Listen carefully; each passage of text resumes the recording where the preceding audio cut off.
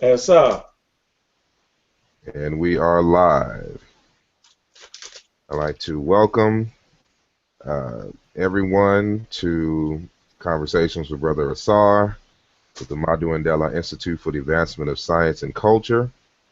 I have an esteemed panel here. We'll be discussing and critiquing the Kemet on trial debate headed by the House of Consciousness and what's the New Covenant. I think they teamed up for this debate, which was held in New York City on February the 8th, Sunday, February the 8th, 2015. And so the underlying issue of the whole debate, I guess, was supposed to be on issues of ancient Egyptian morality. And so we'll be discussing that, what had happened during the debate, and after debate, post debate, what's our feelings, who won, who didn't win, things of that nature. So on our panel today, we have two of the participants in the debate. Brother Unk with the Amara Squad, Brother Jonathan Owens, also the Amara Squad and the Magi group. We have Brother Garfield with us today, and we have another special guest, Brother Jordan, and everyone's going to give their opinion about what happened. And I'd just like to welcome you, brothers, to the panel discussion. Introduce yourself, say what's happening. Hey, I just like to say what's happening to the Kings of New York. Y'all already know what it is. You know what I'm saying? Let's get that straight. You know what I'm saying? Went up there and took care of business, but we need to. Sorry, you know it, man. We need to go ahead and get that final round in some kind of way, man. That rebuttal round. It kind of, you know what I'm saying? You know what I mean? We kind of got cheated on that, man. That's Man, that I'm was glad Smash some came heat, through. man. Kind of got, you know what I'm saying, yo? So, but hey, man, we're going to get that third round, and I don't know how we're going to do it. We're going to get it in, yo. I promise you that, yo. That way we ain't got debate no more. For those who are unfamiliar with what he's talking about, there was supposed to be a third round, either a third round or a third series of rebuttals or whatnot. And due to time constraints, because the event started 2 hours late, that round could not happen. And so this is what Brother Unk is talking about. Brother Jonathan, are you there? Yes, I am. Yeah, can you guys hear me clearly? Yeah, I can hear you clearly. I'm sorry. Yeah, Go I'm ahead. here. No, you just asked, was I here? I'm here. Oh, okay. Just introduce yourself to the two people who may not be familiar with you. Okay, great. How y'all doing out there? In case y'all don't know, my name is Brother Jonathan. Professionally, I go by Casual of the Hieroglyphics crew. Doing my research, I'm referred to as Jonathan of the Amara Squad. Magi Misha, that's just the overseer of the Magi Army, or the squad, or however you want to call it. And I was one of on the defense team at the debate Kemet on trial February 8th. All right. Brother Garfield, introduce yourself.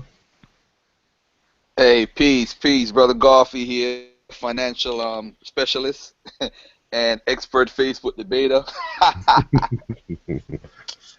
right. Tell them about your building, man. Tell them about your show on Blog Talk. Yeah, on Blog Talk, we just went into some serious stuff, man. When you have a show and Hank don't want to talk for the whole show, it's a great show. Because he was silent as a mother, boy, I tell you, for the whole show. But pretty much what it was, there's a no-doc program that's going on that the government has approved, and they're pushing it hard where, if you have a 700 score and no late for 24 months, you can get up to 200,000 depending on how high your trade lines are. So, it's a good program, man. I'm signing up tonight. I'm finishing up my application while you're talking. And I had a client that got approved for 150,000 today. A relative of mine, actually, Bantan Reed. Oh my God! I hate to see people get all the money and I don't get it. So hey, I'm jumping on it tonight, man. And I gave it to the world today. Y'all do y'all thing. If y'all want to get involved, y'all know what the number is. Do y'all thing, you know. So that's what's going on with that, bro. I sorry I missed your show. I decided to restart my computer, and it decided it wanted to do those Windows updates, and it took like 45 minutes for it to even to go through. So I'll catch the archive. But also on our panel, finally we have Brother Jordan. You can unmute your mic. What's going on, guys? Peace and blessings. Oh, this is Peace and Black Power, y'all. This is the event ringing on my my phone right now. But I'm not a super scholar. I'm actually a former music industry major. I do sound engineering and studio engineering. So Smash, holla at me about them beats. But I could actually give Smash credit. If I was to share my screen here, probably be real proud of himself. I'm in a Mark Vegas dictionary right now because of y'all guys. So man, I'm not a super scholar. I'm really new to more of the sources of you guys' information. But the more debates I've been watching, the more I've been keeping up with the community, the more books I've been able to crack open for myself and start moving towards doing my own work. And I'm glad to be on the panel with y'all guys, man. No problem, no problem. Salute. Our last and welcome and last minute entry, Brother Wujawu. We're just doing introductions. Introduce yourself, what you do, who you are, all that good stuff. Okay. What's up, everyone? You know, I'm late. I just got in. My name is Wujawu, and I own planet Earth. And let me stop. Yeah, I'm an independent researcher, you know, focusing on Kemetic culture, traditions, and more currently focus on the language and trying to get more people into the language in order to have a window opening into the mind and the tradition and culture of Kemet itself. So that's pretty much where I'm at, you know, in brief. Can I add something real quick before you go? Sorry, we should all share the link. I'm not in front of my computer, but if we all took time to share the link, we would get better viewing. That's all. I'm going to do it when I get in front of my computer as well. Hey, y'all, I've shared the link, and so y'all, if y'all can, you know, continue. Before moving forward, I would like to get the opinion of not necessarily the participants at this moment, but just the people who was either there watching or watched via YouTube or something, or wherever it is that they stream from. What was your opinion? I want to start off with Brother Jordan. My take on the debate. I started watching it on the Town Zone live stream. So one of my main takes is that live stream did not go as well as it could have went. But that's not my main complaint. I know a lot of people complained about that frequently, but that's not my main thing. What I took from the debate is mainly I know that the Hebrew Israelites would roll with the common claim, you know, that we depend on white scholarship, you know, for all of our information, and I just loved beyond everything that was being debunked and being done away with in the conscious community. I like how Divine Prospect came up and presented his info. Everybody saying Shaka didn't defend his book, although Shaka didn't defend the book verbatim, in my opinion, and I will buy the debate on DVD to see it more vividly. But even though he didn't defend his book verbatim, he definitely defended the stance that the book took, especially when he dropped that seal of Hezekiah with the 2 ankhs on it. Jonathan dropping that high science on the Kundalini, on the spinal science. I thought that was fly, showing how it moves from the bottom of the spine all the way to the crown of the head of the pharaoh. I thought it was just real fly how all of the claims was just being done away with like water. That was really my take on it, and I seen we really using sources out here. I think we'll eventually, maybe in another decade, we'll eventually inspire our brothers to read more than the Bible. maybe Divine Prospect or Inspiring. But that's my take on the debate. It was just a flush of information from the Kemetic side. All right, brother Garfield. Well, wait, I'll skip you for a moment. I'm gonna go to Brother Wujawu. Brother Wujawu, because I Okay. know you were there, Brother Garfield. So I'm gonna get you. You'll have a different take. So I'm sorry. Go ahead, Brother Wujawu. Okay. Well, I, I, I wouldn't describe that as a debate. Um, number one, and I've been standing on a certain position from day one, so I'm not I haven't seen anything that makes me change my stance on the overall atmosphere and the whole vibe of that setting. I wouldn't call that a debate, but I'm not saying that to say that it's like negative or anything like that. I just wouldn't call that a debate just from my background, and I know how debates should run, how it should be moderated, and the questions asked, and the procedures about debating. But I do feel that at this particular event, that a lot more information was shared, and I think that the audience, which is probably the most important part, the viewers and the audience, I think they really walked away with some new information and a new way of looking at how to actually approach information, because the brothers on the Kemetic side, Amara Squad, Majai, um, definitely showed composure.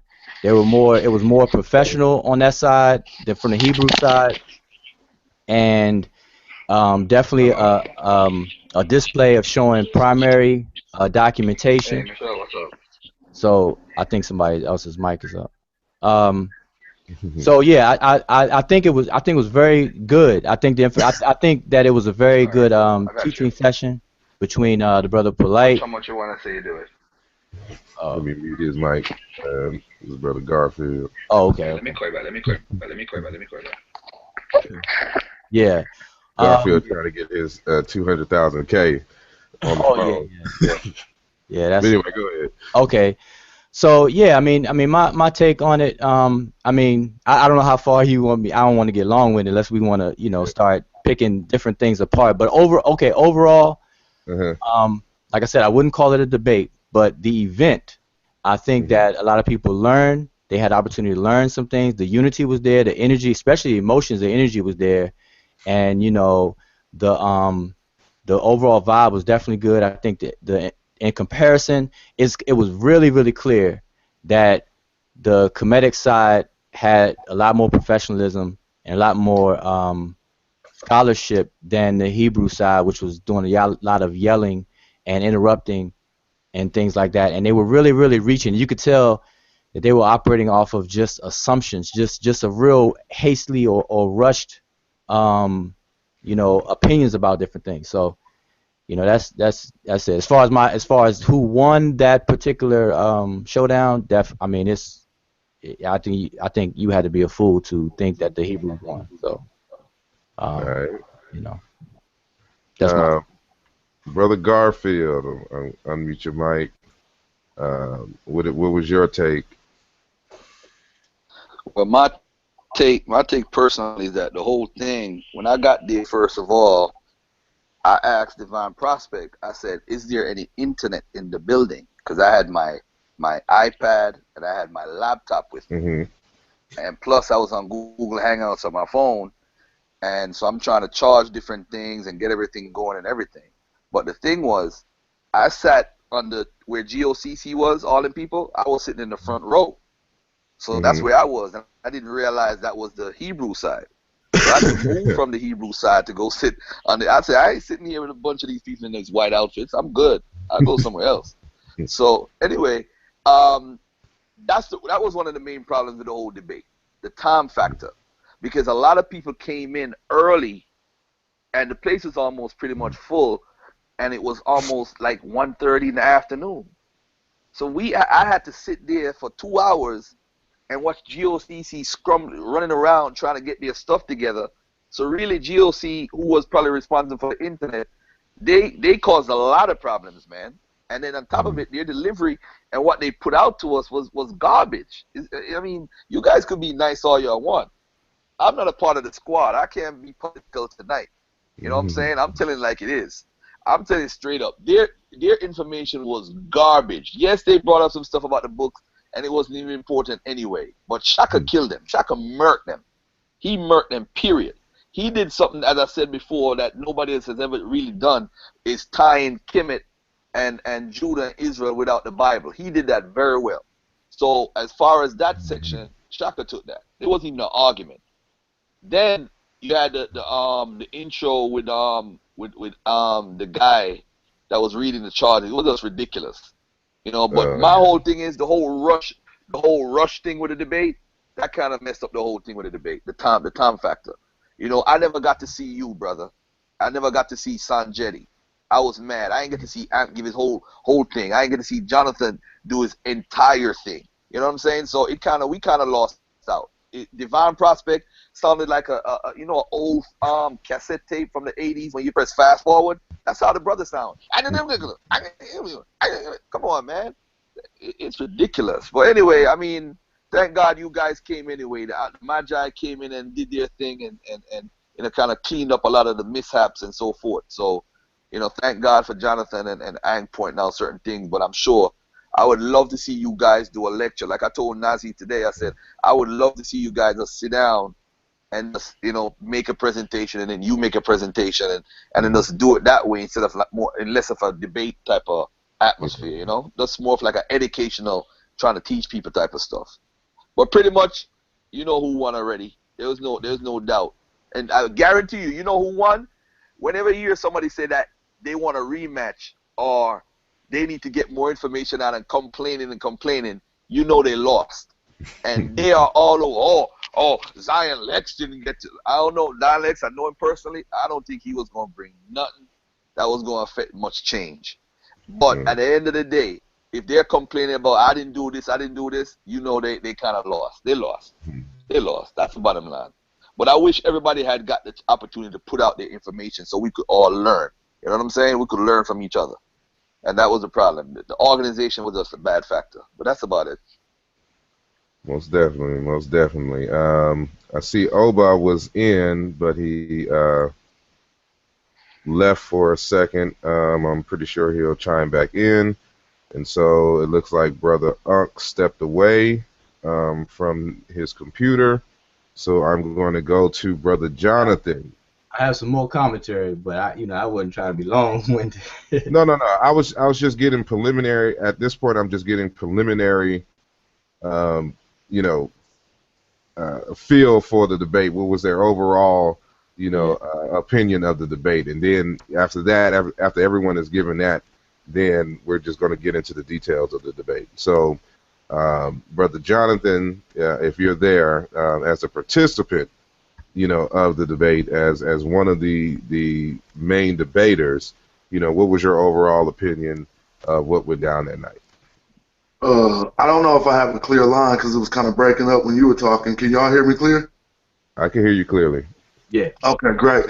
Just like you said, being one of the debaters, I guess I might have a different view, but I had my grandest intentions on coming into this debate humbly and hoping that they spent some of this time over the past year looking into some of the stuff that they brought forward.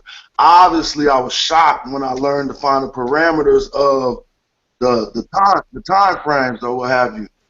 I thought we would have like an hour each to lay out our, whatever our cases were, but somehow it was different when we got there. And out of all of the slides I had prepared, even a lot of the claims that they had addressed, I felt it would be kind of most important to put out some of the stuff because their most damning stuff all pertain to misinterpretations of what that one term we brought forth, which was the aret, or that's just Egyptology speak, but it's like the aret, which they labeled as the anus, and so like we brought forth in the debate.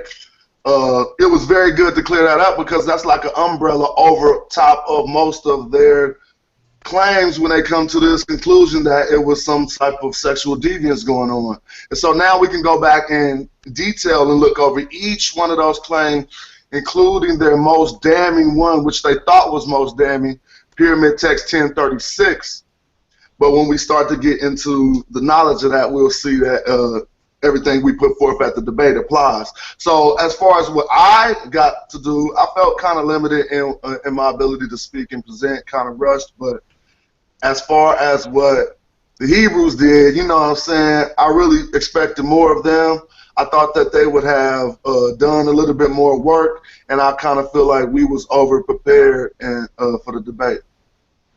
Mm-hmm. All right. I still don't see Brother Unk. You know, I know he was dealing with his children in the back. But Brother Oba has stepped in, and so Brother Oba, I know that you were watching via live stream. If you can hear us, and you know, I'll unmute your mic.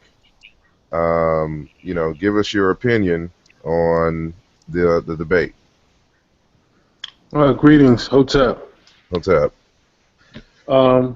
No disrespect to the brother Polite. I think a lot of people were expecting a whole lot more Amon Ra Squad Magi. I like the brother, but I wanted more learning. I wanted more facts, more studying. It seems like it was about 4 hours of theatrics before we got down to the meat. And I think a lot of people were disappointed simply because we felt like it was an Amon Ra Squad event, and it ended up being something else. Other than that, I believe that it was like a landslide win. All right.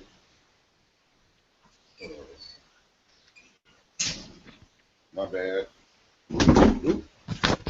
My bad. Trying to adjust some things over here, but excuse me. Here we go. Got to get this pit bull out of the way.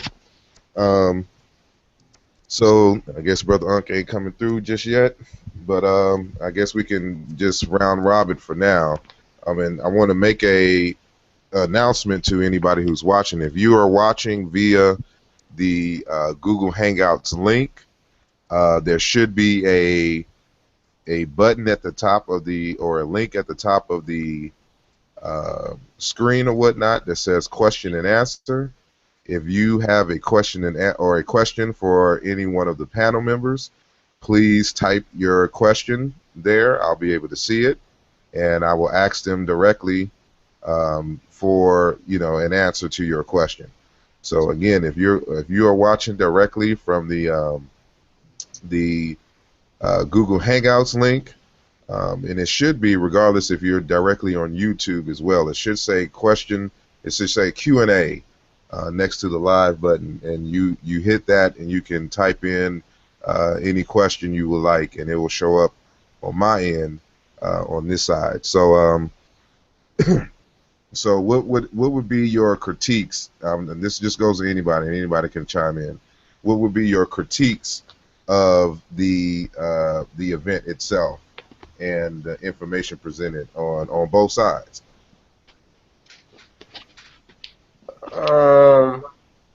It just, because there was, I mean, I guess we've been saying it time and time again, because there was such a lack of scholarly perspective or perspectives on the Hebrew Israelite side and a lack of sources, it just made the Kemetic side seem so overly prepared for the event. It kind of almost made it like, it was a setup. But I really don't know how to. It was just such a lack of information on one side of the event that it made it seem so one-sided. I guess the time discrepancy, as we all shared, a lot of things should have just been found out ahead of time. Well, my critique of the actual mechanics of the event itself, I kind of echo what Brother Garfield was saying. And Brother Jonathan, as far as the time, that was definitely not enough time. When you're dealing with, it was supposed to have been a debate. When you're dealing with a debate with multiple topics or multiple quote unquote charges, there has to be a allotted amount of time to address it on both sides, and that just wasn't available. So at the end, it was rushed. and you can't learn. You can't learn anything. You can't. It's unfair to the audience and it's unfair to the participants to rush through their PowerPoint. You know, you got people who are skipping PowerPoints, and you feel rushed, and it kind of throws off your whole presentation. So Exactly. so I think that even with people's opinion as it is right now, but there was still probably some information that the Hebrew Israelites could have presented, and they weren't able to just as well as the Kemetic side. So I think that that was a big problem. Um, so my critique is definitely on the whole mechanic, the event itself, the mechanics of the event. It wasn't done. It wasn't. It started late, and it just wasn't organized. To me, it was disorganized. And like I said, I'm used to what a real debate with moderation. So even if I take that away, it's still, to me, the event itself, whatever we could call it, to me it wasn't organized. So that's my We opinion. probably would have had a more. We probably would have had an illusion of a more even running event. I think, and it's just my opinion. I think if they would have intro with Divine Prospect as much info as he had, I think if they would have intro with him, we would have had the illusion of having a more even running event at least. My whole thing is this, man, is that when the brother made the intro, I'm saying to myself that what is really the charges? Even in the case with Shaka, if this book was on trial, why would you bring up his lock first and then spend Exactly. 10 more minutes in the second round talking about nothing to do with his book? And then you That was bring something brother. that just. Yeah, Hold on, it threw me off because I'm there hold on, thinking hold on, if hold you're on.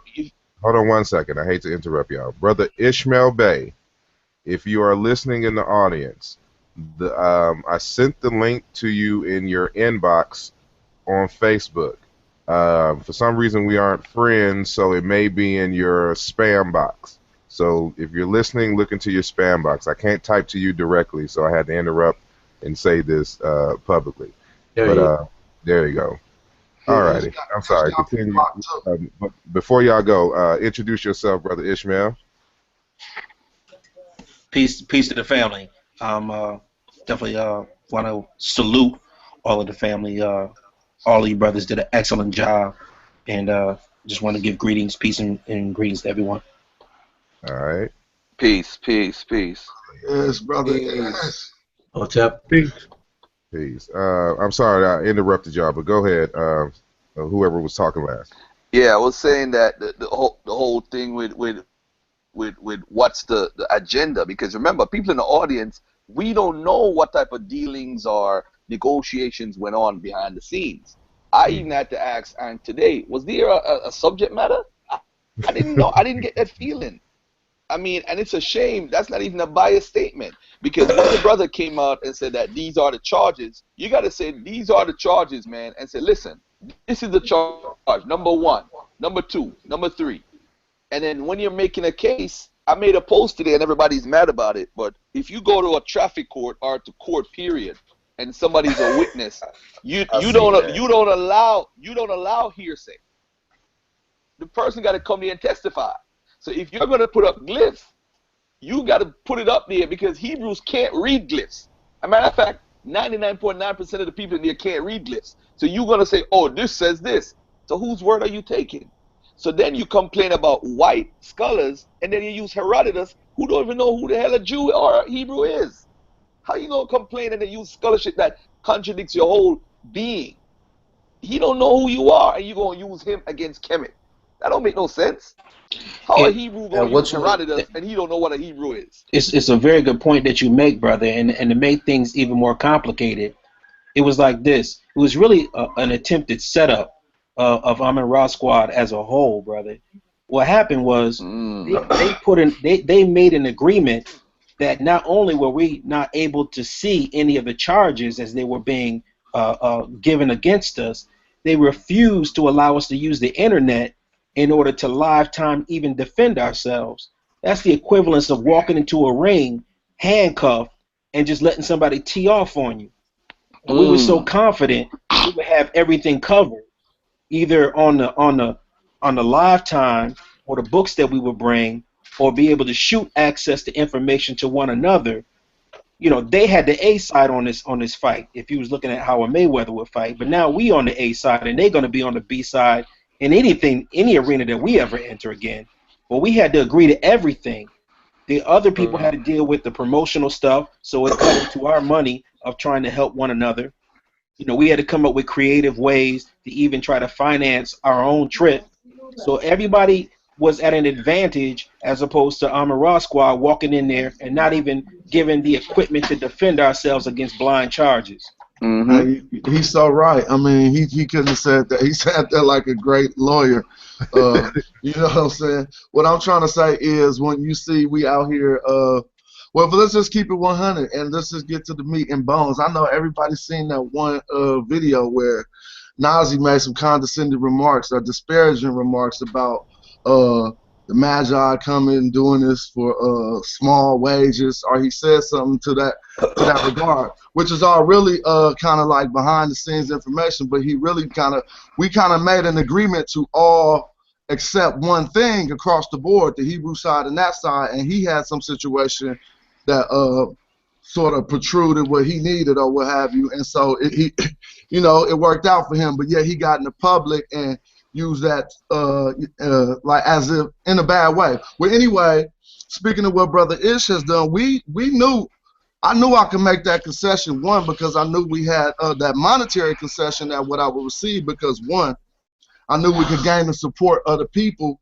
you know what I'm saying, and bring it forward monetary support and helping the Amara Squad get there. So most of what we seen actually was funded on the Magi Research Fund, you know what I'm saying, as far as putting forth on getting Brother Ankh there, putting forth on, you know, lodging room and board, and even a lot of the tools that help my presentation look a bit more state-of-the-art than theirs, all the way down to the Zulu Warrior security being there, as I put forward before, that was all something we would use this research fund to do. So in actuality, me knowing what Nazi wound up with and what we generated, I generated humbly 3 times more than what he had walked away with anyway, off the support of the people.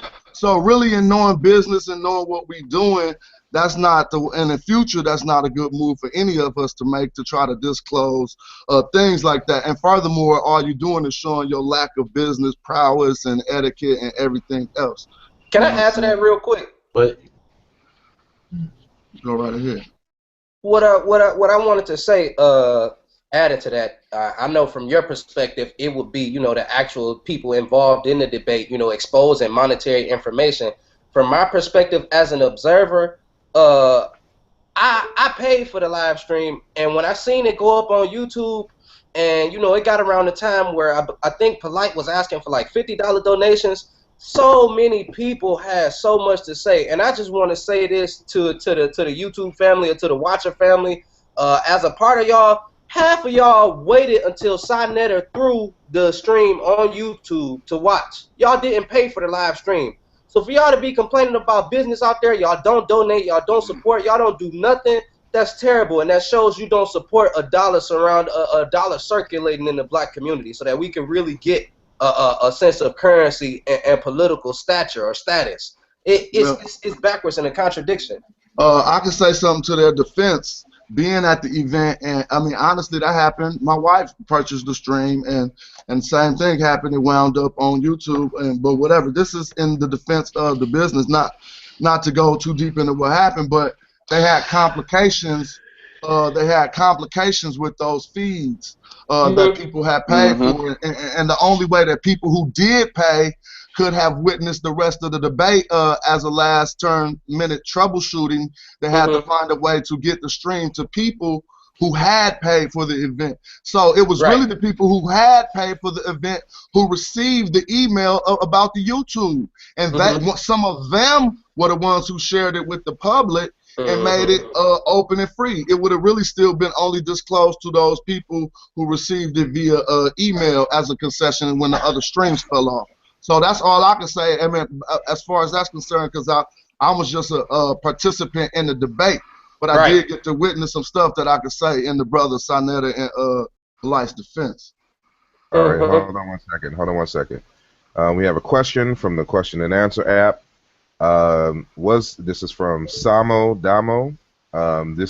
He asked or she asked, was the time constraint known before or after the break period?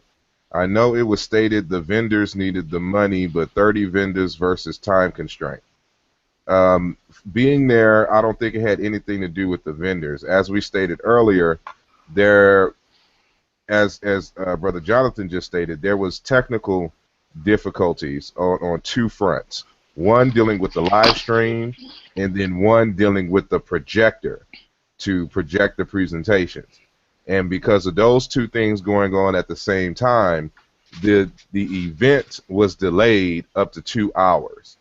But just because of the event started 2 hours late, the venue itself, they could care less, and so we had to be out of there at a specific time, and so that's where all the rushing and stuff came as a result. So the technical difficulties as it regards the live streaming and the projector, I think they had to go off. Polite had to go off and get another projector because their projector wasn't working, and so that forced everyone to kind of rush through their information, and as a result, even though we had a little bit of time extended, it still wasn't enough for us to have that third and final round that we were supposed to have. Anybody else has any more information on that? I think the what you probably left out was the whole Wi-Fi thing. That was major.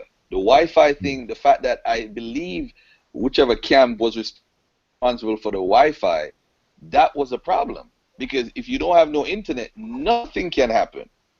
And I think that's the Wi-Fi setting up. It took so long. That's really where the most of the time was being taken up. The Wi-Fi wasn't available. And if the Wi-Fi is not available, you can't do a live stream. You can't go on the internet. You can't do nothing. And a lot of people do their presentation from the internet too. I think Brother Jonathan needed the internet, and that's crazy. So without no internet, crazy. Them guys didn't even want to agree to that. But see, listen. Yeah, because the internet now. See, the internet was there though. If the internet had started, because majority of the crowd, 90% of the crowd was there before 1:30. The crowd was there. I mean, people was outside from. I mean, it was crazy. So at the end of the day, the people was there early, and Polite made a speech saying, "You guys are here early, so we're gonna try to set up earlier so that we could start earlier." And it ended up that they started much later than when. So bear in mind, this is 1:30, and they were supposed to start, I think, 3:30, and they never started until like later on. 2 o'clock. 2 o'clock. Was it supposed to start at 2 or 2:30? I think 2:30. I think. The door is supposed to open at 2.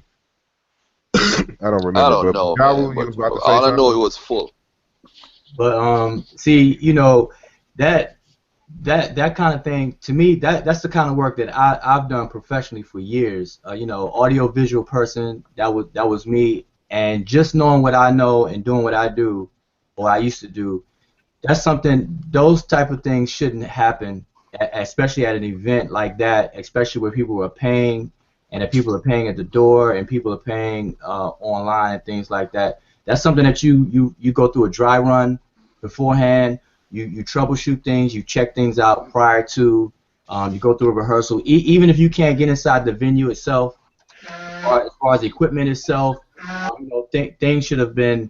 Not knowing the players and who's responsible for what. So I'm not trying to dog anybody out, but I'm just saying overall, things like that should definitely have been handled a lot better, especially when it's involving taking funds, because people get angry.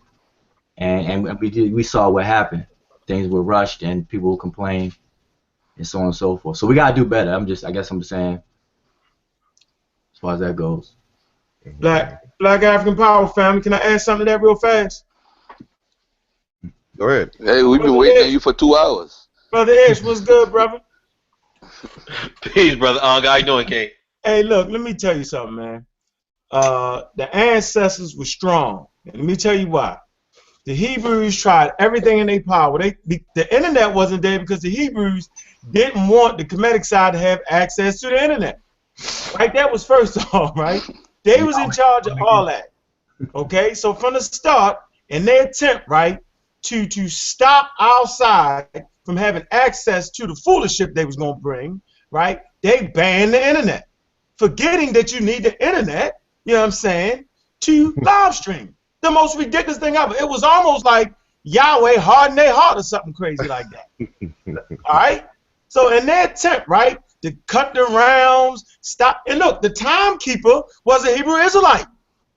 Cheating on the time, the last round, when they got their last chance and spoke and brought all them people for 25 minutes, and then Divine Prospect came in for another 15 minutes, we were supposed to have the same time.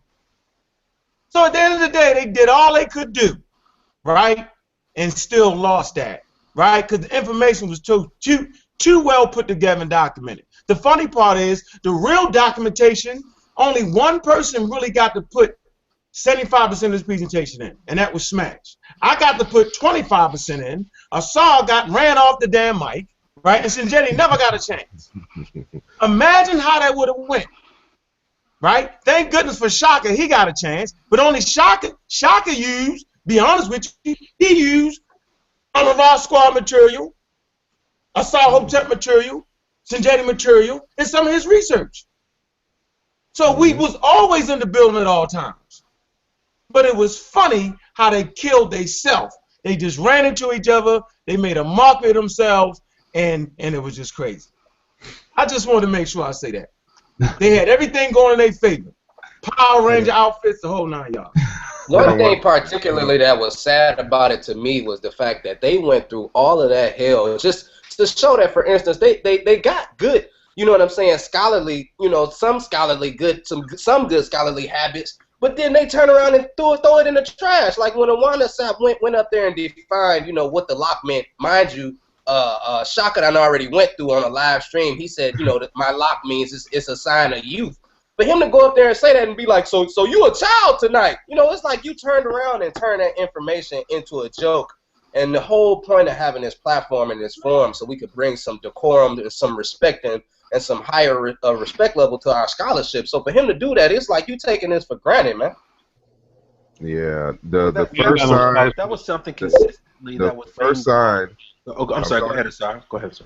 Oh, I was just saying that the first sign that you have lost the debate is when you default to ad hominem. And so for them to start off the debate with ad hominem attacks let you know from the gate that they were losing, and it didn't even start yet. And so, you know, as he said, the spirit of the ancestors was there. But before I let anybody else speak, I want to make sure that everyone gets a chance to speak. So we have one drop. I think this is Brother Kufu. Are you there? Yeah, I'm here. What's good, Asar? Peace, peace. What was your take about the event? The event, it was very entertaining. I might say so myself. I was very entertained. It wasn't boring and drawn out, and you know, I was very entertained. You know, as far as scholarship, I could say the only scholarship that I did get from the Hebrews was that goddamn condom. Oh shit! Oh, snap. Where they got that from? I don't understand what the whole point was. All you did was prove that the ancient Egyptians even invented condoms. So you added more evidence to the primacy of ancient Egypt. They was making stupid I was just about to touch on that same exact topic. I'll let the one drop continue, but I was just about to deal exactly with that topic right there. Go ahead, Brother Ish. Yeah, go ahead, Ish. Salam alaikum to you. Walaikum salam, family. I was just going to touch on it that unfortunately they walked in with this Beavis and Butthead kind of mockery kind of vibe about them, and they missed out on giving such partial information. Like for instance with the condom situation. There was nothing offensive about condoms being in Egypt. That's not even offensive. But they, you know, the use of condoms in Egypt were for multiple reasons. One was for disease. Another one was for customary and costume-like reasons. Another one was for actual protection from the sun, from either sunburn or from sand. There were multiple reasons that they even had condoms at the time. And even the condom of itself was not offensive. But yet they painted it as if, see, they was protecting themselves from dirty diseases and anal sex, and they took it somewhere completely left, being on this whole just an entirely different vibe. Nothing academic about it at all. So even the truth of what they were putting up there was only a partial truth that they kept on harping on over and over again on various different topics. That's all I wanted to say. All right. Just again, for those who are listening, if you are watching live and you are either watching from the Google Hangouts link or from YouTube, there should be a little icon towards the top of the screen that says Q&A. If you have a question for anyone who is on the panel, please hit that app button and ask your question. It will show up on my right side on the control panel, and I will ask on your behalf your question. But I'm sorry, who's about to speak? Yeah, I just wanted to say something that backing up a little bit. I think the entire event, like I said, I don't call it a debate, and I don't call it a debate for the very reasons that everybody is mentioning on the panel. That really, I think that the Amon-Ra squad, Majai, and the Kemetic side, period, did the Hebrew Israelites a favor and gave them a barakat, a blessing to really allow them the platform to attempt to stay relevant in 2015, because obviously they didn't come to offer any scholarship. They came with the ad hominems. They came with an improper debating procedure and method. They like you all were saying, they didn't even want to present the so-called charges at first or ever. I don't even know if y'all ever got the charges. And then on top of that, they tried to ban the ability to rebut as far as the internet goes and stuff. So it was a setup from the beginning. The scholarship was poor. So really, the Kemetic side did them a favor to even address them, to even give them some attention. So that's my overview. That really they should be thankful. They should really be thankful that we're even talking about them right now, still in 2015. Because the Super Bowl was about a week ago, and once the Super Bowl's over, about a week after that, everybody stops talking about it. So usually after this took place, maybe people stop talking about the Hebrew Israelites, because y'all really did them a favor. Yeah. Now I want to get y'all opinion about this. Now this is a critique on both sides that I observed, watching the event, and that is at two moments, two presenters, in my opinion, I think offended the audience. The first time was Brother Shaka, when he was talking about none of y'all in here are anthropologists, none of y'all here are insulting the audience. First, I believe that you don't know everyone who's in the audience and what their educational background is to even make that statement. But then the second one was Brother, what's his name, Hashar, when he was basically calling the audience a fool for, I guess, giving props and deference to the Kemetic side for, I think this was shortly after Polite did the dramatic trip to Egypt a video or whatnot to this nature. But, what did y'all catch that, and what is your opinion? Let me say something to that and to a few other things in that regard. Being a performer, and having a stage presence and all that, I know a few things that I've seen exploited. If you notice, I never turn my back on the crowd. Why would I do that? I've been rocking mics for years. I'm not going to turn around and be staring at. I'm just going to read it off my computer, stay squared up with the crowd. It's part of engaging people. Furthermore, you spoke to not putting nobody on your side against you, but yet knowing me personally being witty and knowing how to walk that fine line is half the reason why I put forth that little small introductory presentation about incest in the Bible, because I wasn't using it to use it against them. I was using them to rile them up against the abomination, and then to say ultimately, but y'all wasn't with that, right? So I secretly was endearing some Hebrews to my argument, you know what I'm saying? But speaking directly to the things like condescending on the crowd and just having the assumption that you can either punk the crowd or you can do any of those type of things. Those are good ways to wind up getting booed, whether they boo you out loud or not. You know what I'm saying? And that's just how I feel. Yeah. Me personally, oh, go ahead, brother. Go ahead, Jordan. Oh, well, me personally, I thought, like what you said with Shaka, I was wondering if I was the only one actually who had caught that. I'm like, why did he feel the necessity, especially with the information that he brought, why did he feel the necessity to say that no one in the crowd was anthropologists or this, that, and the third? They're coming to learn from you. So I mean, that being said alone, of course they may not be the anthropologists from which you get your sources, or the history people or the curators, whoever it may be. Of course they may not be these people. They've come to learn from you. So I thought that was unnecessary. I thought that was very unnecessary.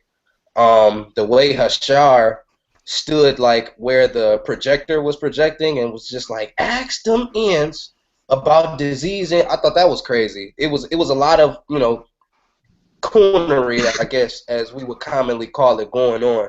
A lot of unnecessary stuff. Like for him to even say that, you know, and just to back it up a little bit, like I think what happened too, the mistake was made by the Hebrew Israelites that they thought they was debating a bunch of sensationalists. And the reason why I say that is because if you notice the premise, like even before the debate, the premise of a lot of their arguments would be, so if Egypt was so great, why did this happen? Why did that happen? Well, if you don't have disease, we don't have, you know, medicine. You know, point blank period. You don't have doctors. You know, if you don't have people breaking the laws, then you don't have lawyers. You don't have society without negative and positive. It's not just positive in a society.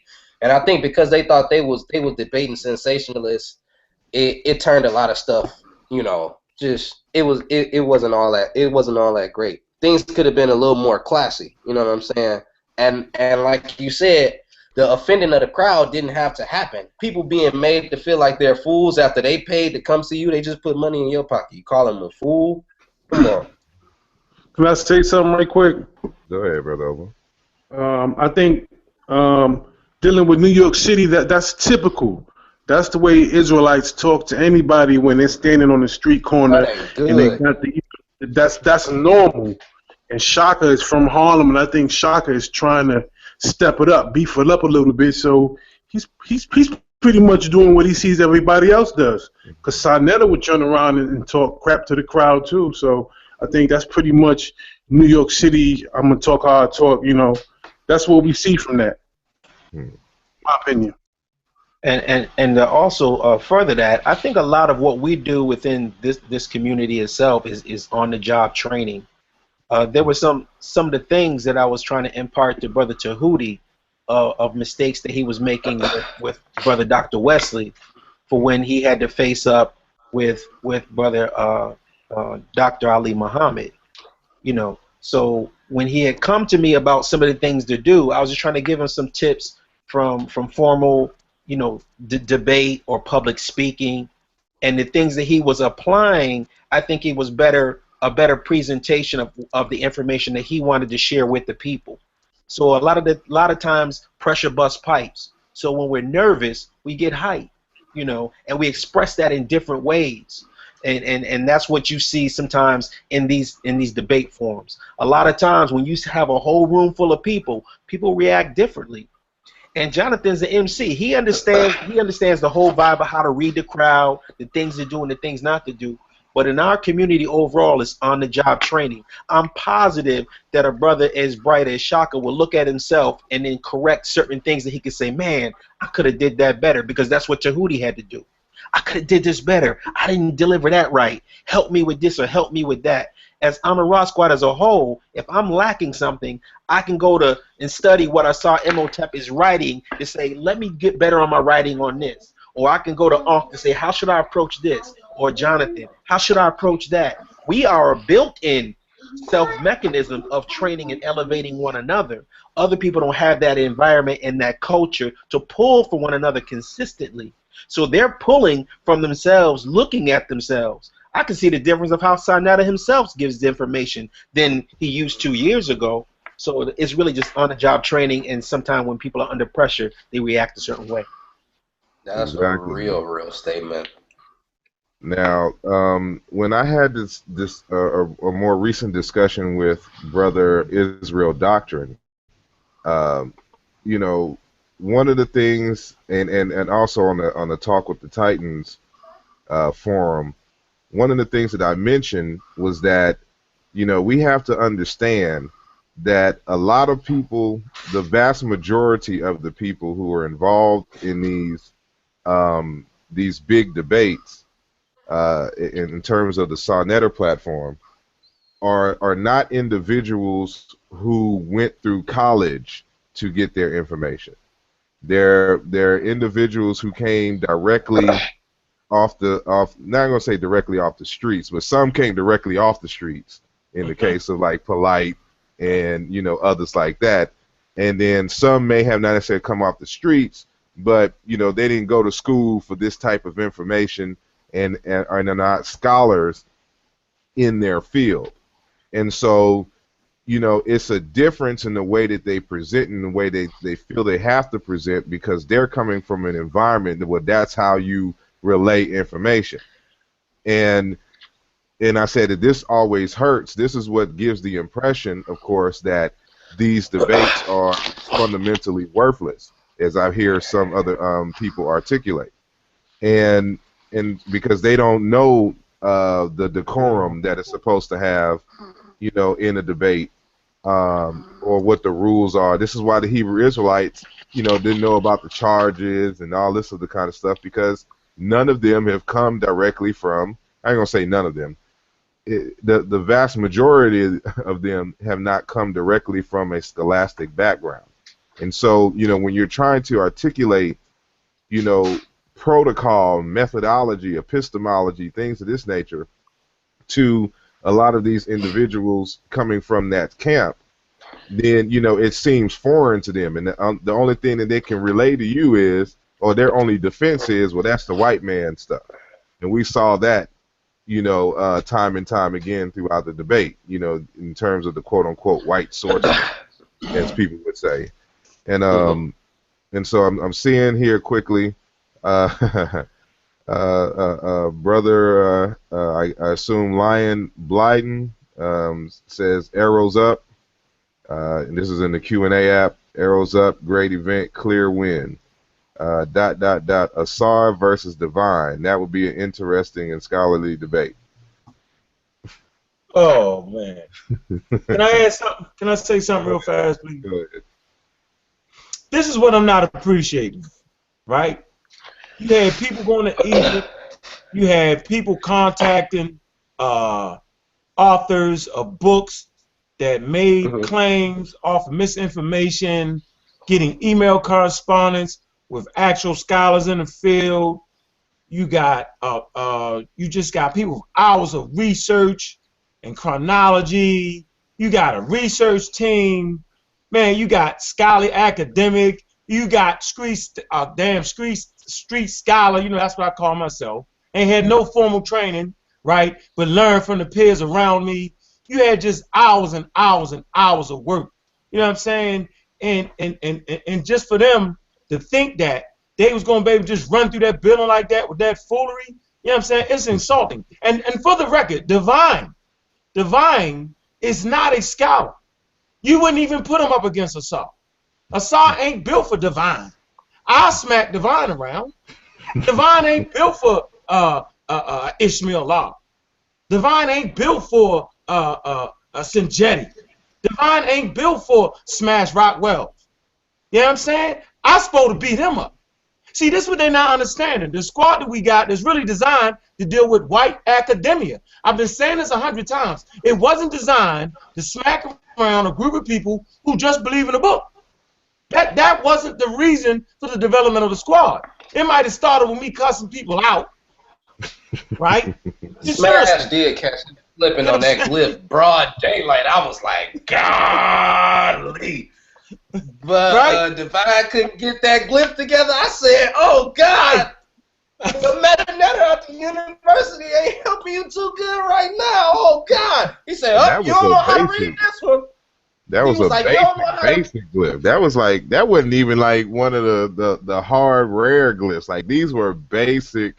You Now, should get this on the first page of any book glyphs. Right. more Thank specifically, that was part of the basic alphabet that you learn. That's like something that my daughters draw on the regular. Yeah, my you. daughters right. Yeah, my daughters know that name and measure that too. At least Savannah, one of my daughters do. Yeah. See, that's my point. And so for the divine to think that he could step up, right, and do any look, check this out, man. I don't mean no harm. I had peace in my heart. And I said, go ahead, divine. Because really it wasn't even divine turn. Think about that now. Divine was like, oh man, he was pouting and he was shutting his laptop down. I said, go ahead, bro. I said, because if you don't present it, you know what I'm saying, they already did in the water, but at least let them hear an attempt at some type of foolishship. It was still foolishship now, but at least it was directed in a way where it kind of sounded like it could have been academia. So I said, go ahead, Divine. You know what I'm saying? Think about that now. Divine is crazy to actually think that they can read Meta Nature in a month. Okay, like I seen y'all get down. See, and this is what, see, it's so much information we never got a chance to talk about. Like, if you're gonna deal with a translation team, the key element in the translation team is understand the indigenous cultures, right, in that area, and understand the indigenous culture of what you're trying or who you're trying to translate.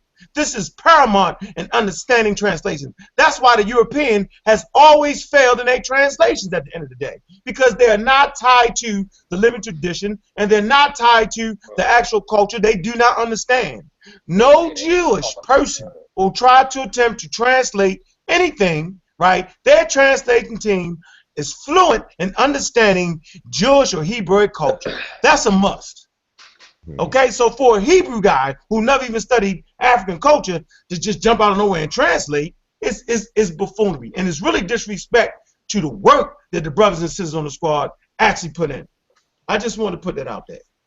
I definitely have to back you up on that, brother Unc, because you are absolutely right. When you and I put the squad together, it was not it was built it was built for a whole different purpose. You know, if somebody else was taking our community astray, we were going directly to the church ward family and calling them out and making them denounce their own writings. You know, if it was Scientology, we was going directly at the source. We was going directly for the white people.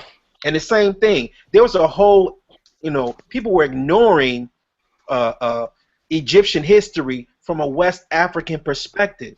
You have to find somebody who's dedicated to West African linguistics that's totally ignored in other parts of academia in order to change that. Those are the people that we bring onto the squad. The value of what Brother Jonathan and what Brother Sinjetti and Ngozi, all of them, the value of what they bring is something that's unique, but it's built for a whole different person than the people that are trying to step up, saying that they want to try to battle the squad. That's why we were so reluctant to even include ourselves into that little puny shit. That's really a waste of time.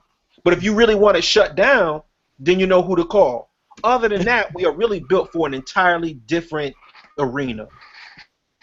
All right, Hey, on, can I say one something real second. quick? It's Brother Garfield. I want to. All right. Oh, okay. Go ahead, and As then I got a question as for as question the and answer. official official driver of the Amin Ra squad, 'cause that's my job. I think I'm able, like Frank Lucas, I was able to gain some knowledge this weekend. I think I know a little Marionetta. But let me say this. Let me say this about Divine Prospect. If you say that Noah's grave and the Patriots' graves are real, I think he disqualified himself scholastically from any form of debate. You cannot say Noah has a grave and he has 5 graves and say this is real. It's there. It's there. Look. You can't do that. And if you allow yourself to do that, you're going to set the Hebrew Israelites 20 years back and probably even 40 years back. Because right now, I'm not going to lie though, he does have the potential to put stuff out that's beneficial. But when you start saying that the graves are real and that they're there to try to cut us off because you know what it is? Angst the fault. It's angst the problem. They want too much. They always try to counteract Ang and say, hey, I'm going to get him. And then they make a fool of themselves. Because if it wasn't for Ang, he wouldn't have made that whole presentation about the dead bodies. Where's the bodies at? That's the first thing Ang always say on Hebrew War Machine. Where y'all bodies at? Where y'all bones at? Where y'all libraries at? So they took it to heart. It's Ang. Where your manuscripts? As the driver of the Amin Ra squad officially on the East Coast, I am saying. All right. We have a question in the question and answer app. This is coming from Samo Damo again.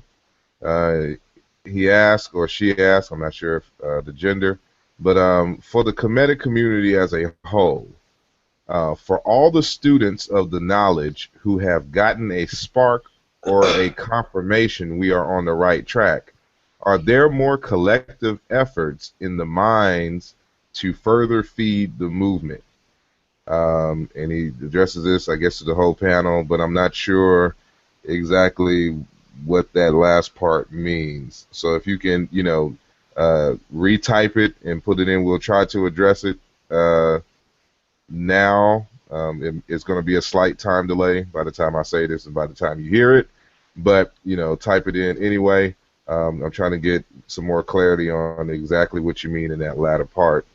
But if y'all could, if y'all think y'all understand the question, somebody can go ahead. Repeat it. Okay. I wanted to say something kind of trail what Brother Ish and Uncle Ket was saying. One of the good things about this event and what I've observed on Facebook after the event is that I really think that people see a clear distinction between the two different so-called sides, the two different camps, and I think people really appreciate the professionalism and the scholarship of the Kemetic side, Amon-Ra Squad, etc. And I think it provides an opening for people to really be interested in learning Medu Neter and learning the language and learning the actual traditions and customs of Kemet.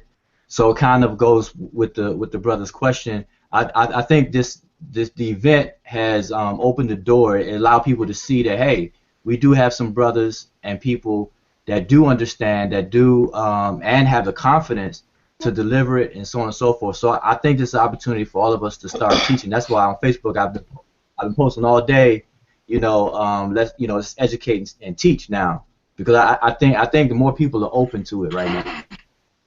I can most definitely say, Brother Wujal, and also what Brother Jonathan did, and your ability, Brother Wujal. When Brother Jonathan stood before them and said, "Challenge me," that was a very, very defining moment. Yeah, I'm talking about it sent shockwaves through the people that were online. The message board started to blow up. It was really a very defining moment of confidence. Of look, going in, it is what it is. Give me your best shot, because I'm gonna return fire. Yeah. So it was a very defining moment of somebody being dedicated in their studies, and even us just showing up as a team in any form. I'm telling you, it took a lot of boldness for somebody to agree not to have any internet, blind charges being lobbed against you nonstop for 3, 4, possibly 5 hours straight, and for the brothers to show up in New York City and just as a squad and as a team, whether it's coming from Brother Polite, whether it's coming from Brother Shaka, Amir Squad, it took a lot of nerve to sit there and do that, to say, I'm confident in my ability, give me your best shot, because you're going to be defeated today. And them boys got the floodgates opened up on them. Yeah, that was a tsunami ass whooping right there. Hold on. Just to that. Here's a question just for that. A brother Nahisi, Jadefre, asked the question: do the Amon-Ra squad feel it was an overkill for preparation, and the Hebrews were underprepared? So basically, was the Amon-Ra squad overprepared and or the Hebrew Israelites underprepared? Let me get that first.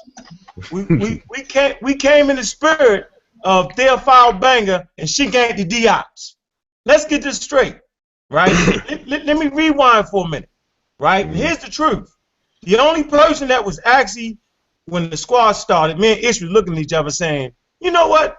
We're tired of building other people's shit and people kicking us off their shit after we built their shit. You remember that, right, Ish? Excuse my language, right? And so we developed the name Raw Squad, and it was just one person that we invited, and that was Brother Sinjetti. And the only reason Brother Sinjetti was invited because I was talking bleep, bleep, bleep one day on the radio, and I made a mistake linguistically.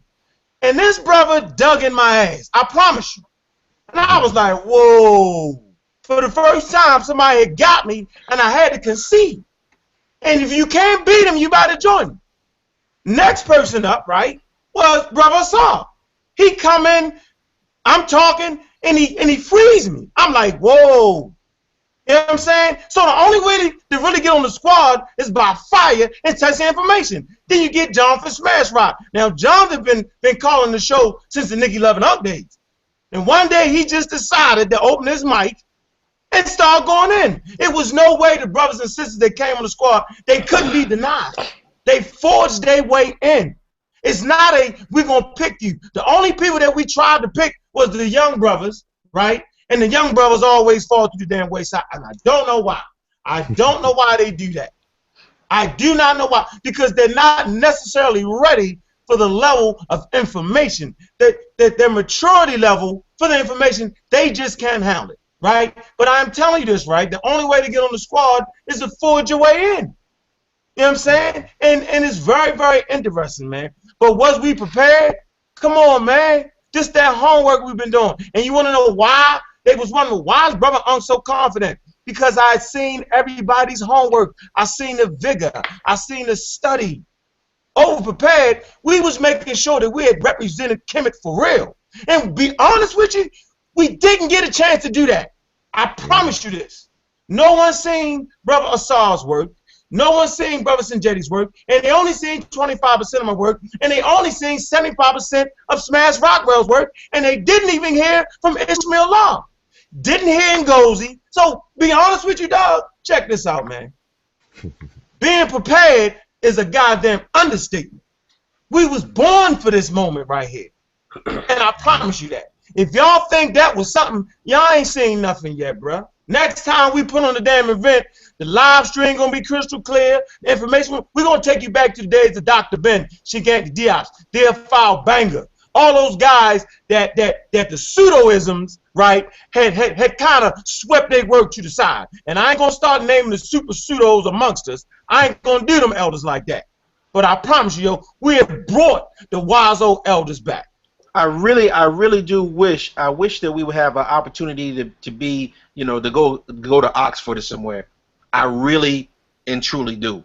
I think people will really understand the level of what we're talking about when you line up a nice table full of victims and in a proper setting allow us to feast all day. I really think that then they will start to get the point of exactly what we're built for. All right, hold on real quick. Along those lines, brother, and he confirmed that he's a male. So, brother Samo Damo reworded his question, and he said basically, for a student to see all you scholars together was powerful. Can we see all of you guys in a large venue teaching, therefore for hours? Yeah, that's exactly what I was. That's what I was alluding to. You know, and that's another thing. I wish whoever's responsible for the video footage of the event, I really wish it would hurry up and get out, because I mean being made public, because I think that it would be really, really good to look at the video and then address everything, and then whatever was cut short as far as time constraints, then there'll be an opportunity to really address it and actually teach the people. And that's what I meant earlier. I think a lot of people are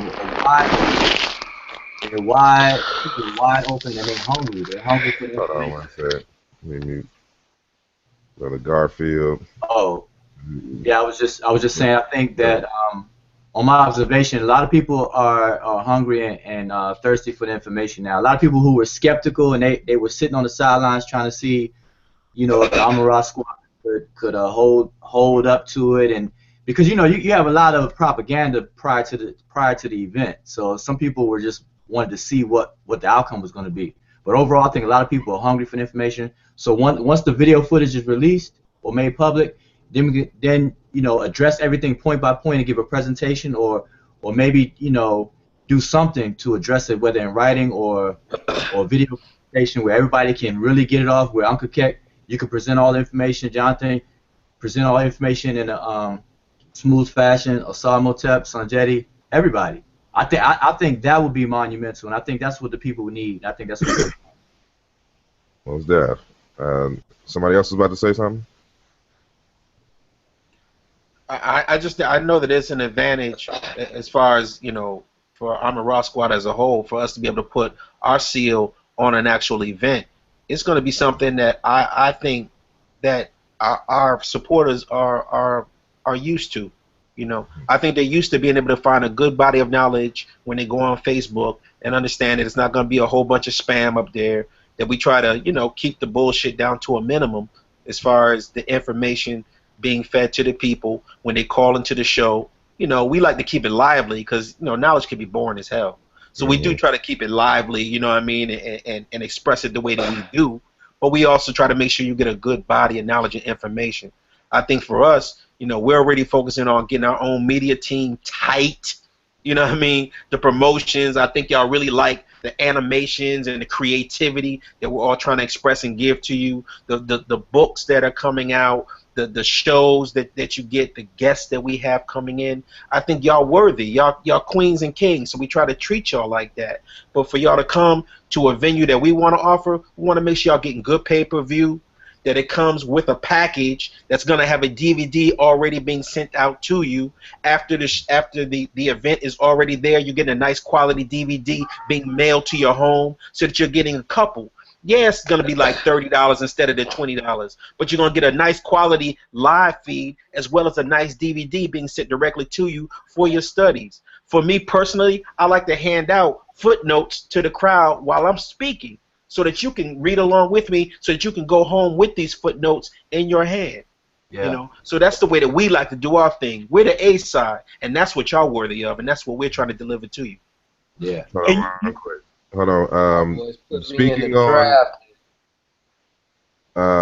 brother, no, you made me forget his name real quick. Brother Jonathan, you were to release a book, or have released a book. Can you tell us about it in terms of in association with the debate?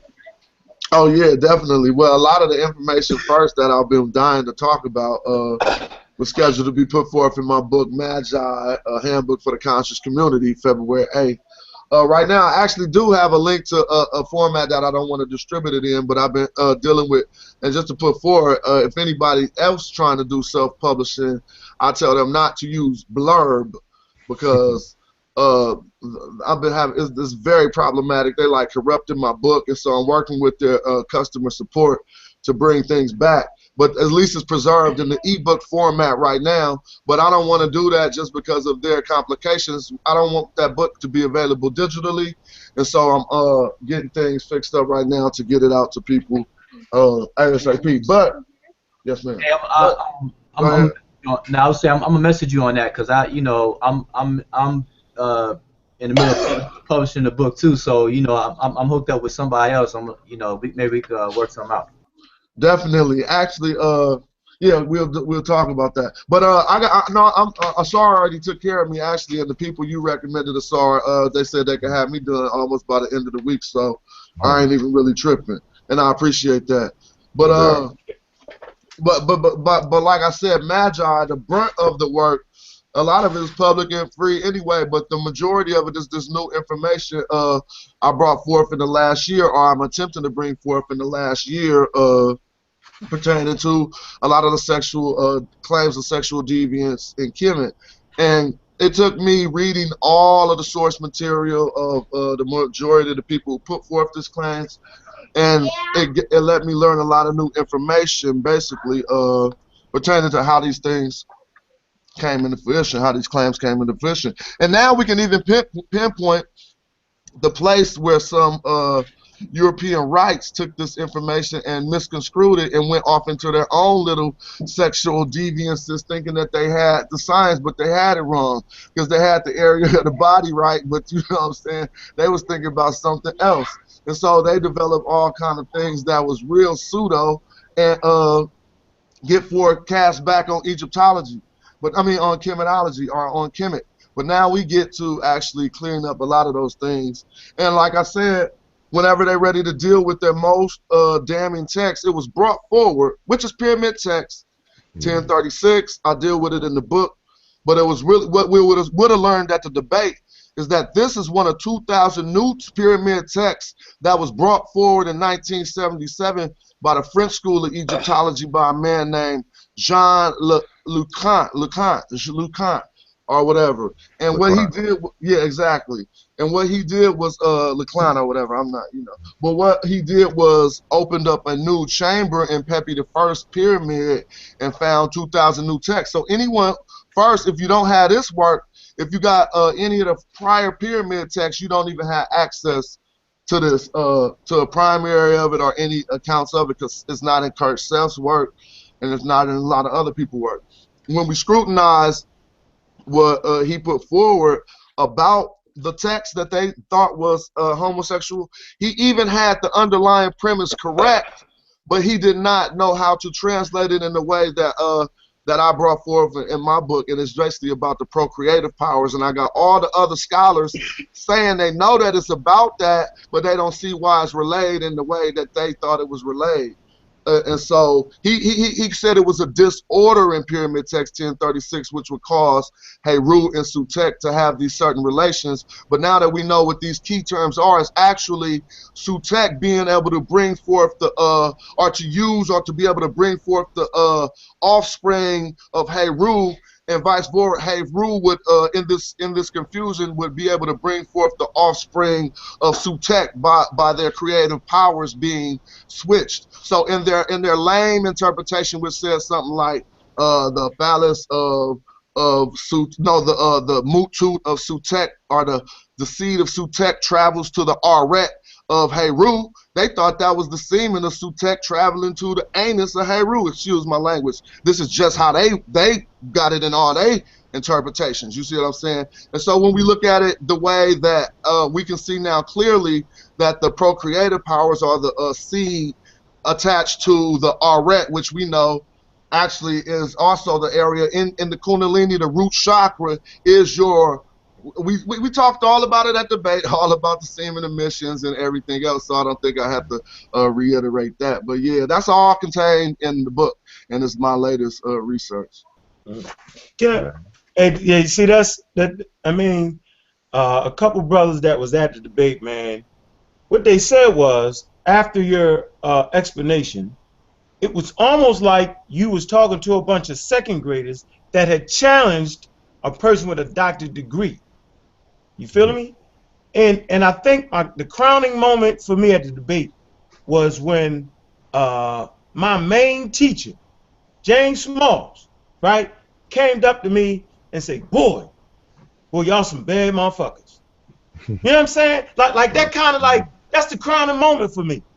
You know, when Dr. Kaba, you know what I'm saying? When he was like, man, I learned something. He was like, wow. He said it kind of like confirmed some things for him, right? And so the fact that, y'all know it, man, we stand on the shoulders of the elders, man. You know, we do this for them. And one of the elders that's just my main teacher of just how to speak, how to put words together, how to always stay African, how to understand everything is interrelated. Just, man, I'm like a small James Smalls, but just to hear him say that, man, that was for me, man, that just made me want to just, I mean, come on, man. I mean, seriously, man, that was the moment, man. And I just want to right now, I want to really give the shout out, man, to Smash Rockwell's, man, because it was on his research, yo. You know what I'm saying? It was on his back, man. You know what I mean? And I'm telling you, man, I was able to be confident because of that research he did. You know what I'm saying? I was also able to be confident because of what Sinjetti had. And I was certainly confident because of what Asar had. You know what I'm saying? And it was hard for me to be, how you want to say it? Don't be too boisterous or don't be too. We lost you. We lost you, I don't know. Somebody's trying to call me on Google Hangouts. That's you there? That's Yahweh, man. That's There, Yahweh. there is Yeah, no that was Yahweh. You get too cocky. Yeah, slow down, Speedy. That's Yahweh. Oh my goodness. Hey, well, you know what, though? Honestly, though, we Magi archers. I say, I mean, even to represent the Magi, you first, you know how to read Medu Neter. So whether you even this organization is an unorganized organization, and whether you consider yourself Magi or not, if you out here shooting them down whenever they saying something about the Medu Neter, you know what I'm saying, it is what it is. Now, when it comes to my information, you see who I most commonly bump heads with are people at the top of this field, period. You know what I'm saying? We get in the public and we put it out there and we bang it up. And bumping heads with brothers like Ujahu and my brother Asar put my scholarship on the level, and it let me know. I learned almost everything I know about methodology by debating Asar for the last 5 years. You know what I'm saying? Starting in 2010. Go back and look at our pages. You know what I'm saying? You will find every 3 years we have a really long debate where he always ease his way out by scrutinizing my methodology. You know what I'm saying? But at the same time, I'm like, okay, well, next 3 years, I'm going to come back with some more methodology. But so it is all one thing, like I said, and I give credit to the people and everybody, all of us who trying to get this, keep each other on our toes, you know what I'm saying? Now, Hey, people gotta keep in mind, like for me, you know, like again, I was a Hebrew Israelite. And so, you know, I tell people this, that I was in the ICUPK, and they look at me funny, like, you're lying. I'm like, no, I'm not lying. Like, when I came into college, I seriously, when I was in my history classes or sociology classes, I would write papers and debate the teacher that the black people were Hebrew Israelites and would break down the 12 tribes chart in class and do stuff like this. And of course, you know, they would ask me fundamental questions that I didn't have a ready answer for. So I would have to go back, get some lessons, then try to come back and try to make an argument, and it would get shot down. And so, you know, enough of this makes you, you know, cognizant of, you know, your approach to studies is much more important than the knowledge that you have, you know, or the knowledge that you think you have, you know. This is why I was introduced to epistemology. You know, a few years later, still in undergrad, my professor of Africana Studies, he, you know, I had a question on the meaning of the word Kemet, and I had a you know, a hypothesis for, you know, this ongoing debate between, you know, Sheikh Anta Diop, Theophilo Obenga, and the Eurocentric school. And so he said, well, you have a lot of good ideas, but it needs to be refined. This is what I'm going to do. No, he said, this is what you're going to do. You're going to write a paper, and you're going to present this paper at the African American Studies Symposium that's going to be held here this year at the University of Houston. This was in 2003. And so at this symposium is nothing but PhDs or people working on PhDs. So I'm still working on the first degree, so to speak. And so I have no real training in this, you know, to actually present at a conference this information. And so, you know, I'm studying, trying to, you know, make myself seem as academic as possible, because I don't want to look like an A, you know, in front of, you know, all these professors. And so, you know, I wrote the paper, I presented it, got some feedback, you know, and so this is where it is like, you need to learn Medu Neter. You know, you need to get this book, and this book. You need to go to this museum. They started giving me numbers of people I needed to contact.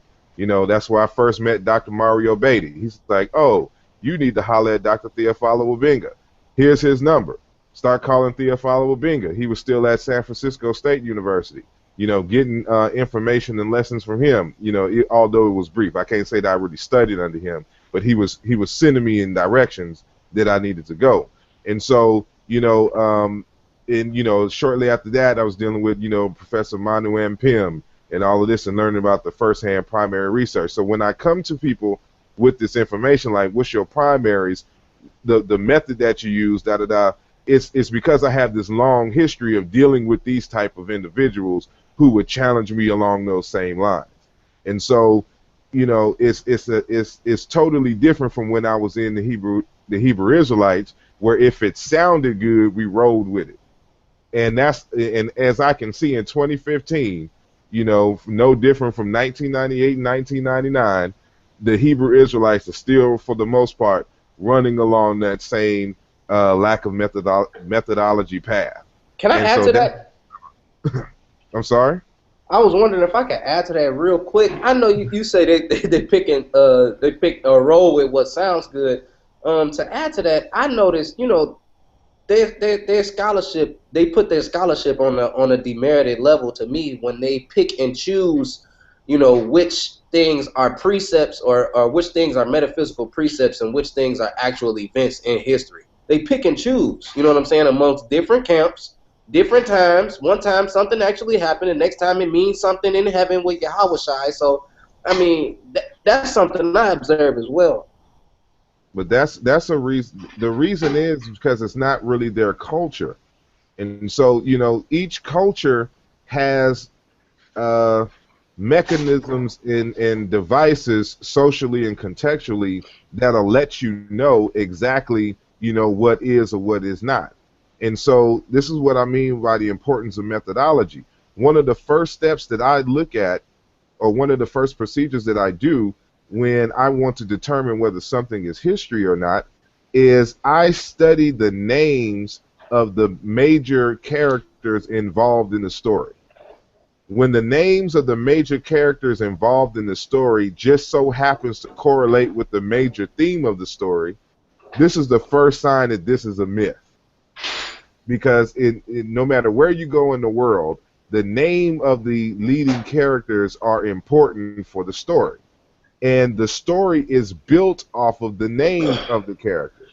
And so this is how we know that Noah, is mythological, Adam and Eve, Cain and Abel, and other individuals, in the text. There's a process by which you have to, do this. If you're in your culture, these things already.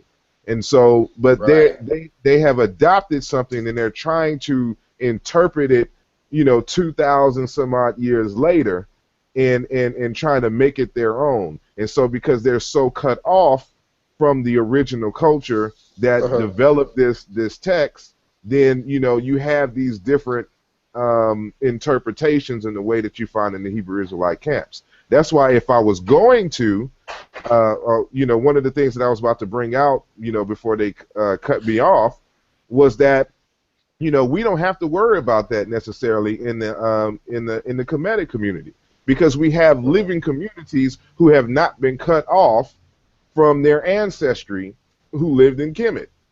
And so one of the ones that I wanted to bring out was the collagen folks. I had the books in hand ready, to introduce the scholarship to the general public. But that, because of the time constraints, that didn't happen. But and this would have, like I said, it would have killed two birds with one stone, because it would have killed that noise about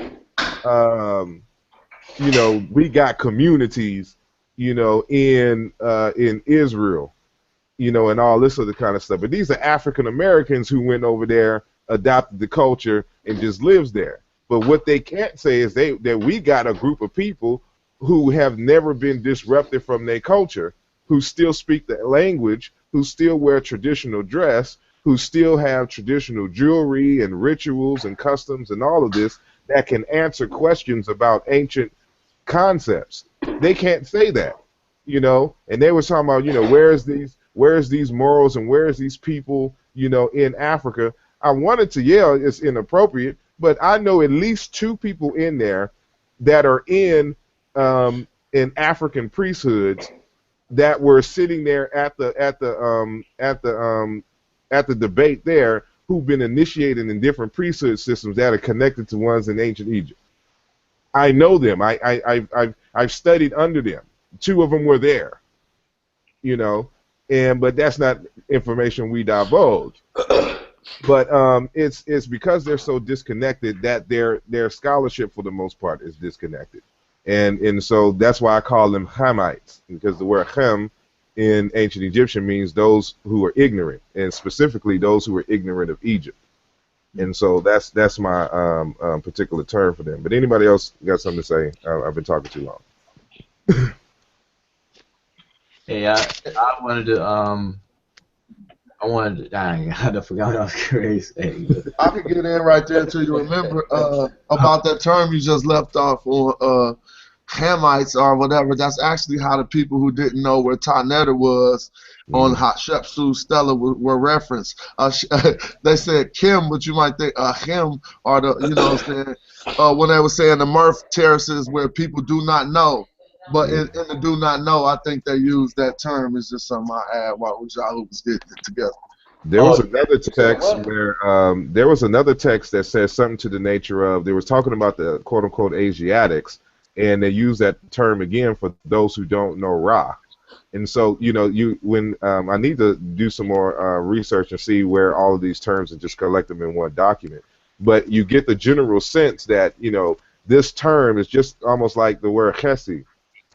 Is, you know, Chesed is in another kind of context, but, you know, for those who are just really ignorant of who we are and how we operate, you know, they're the ones who's causing, you know, a lot of strife and trouble, you know, in our collective community. And I see the same thing with the Hebrew Israelites. They're throwing all of these charges, misrepresenting data because they don't want to know the ancient Egyptians. They don't want to know Africa.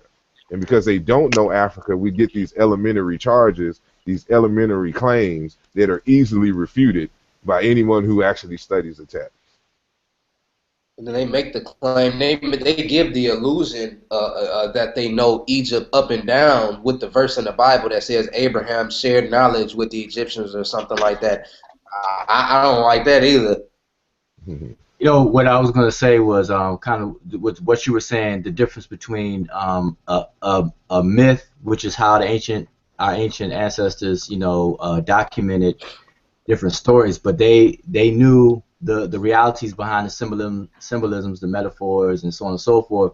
But how you tell the difference, like how you said, if you take Dr. Martin Luther King, and you know, years from now, people write about it, and you analyze his name, Martin Luther King, his name will not be connected to the events that surrounded him, as far as meaning and stuff like that. Whereas in the Bible or in just ancient methods of documenting these myths, the name actually plays, the meanings of the names actually plays the roles in the actual myths and stories themselves. So I was trying to highlight that, the difference where you could say, okay, Martin Luther King is an actual historical sentient human being, whereas a person, you know, something like Noah, you know, the word Noah means to rest or to come to a rest. So you can tell that the story is built around him. You know. Well, you know what?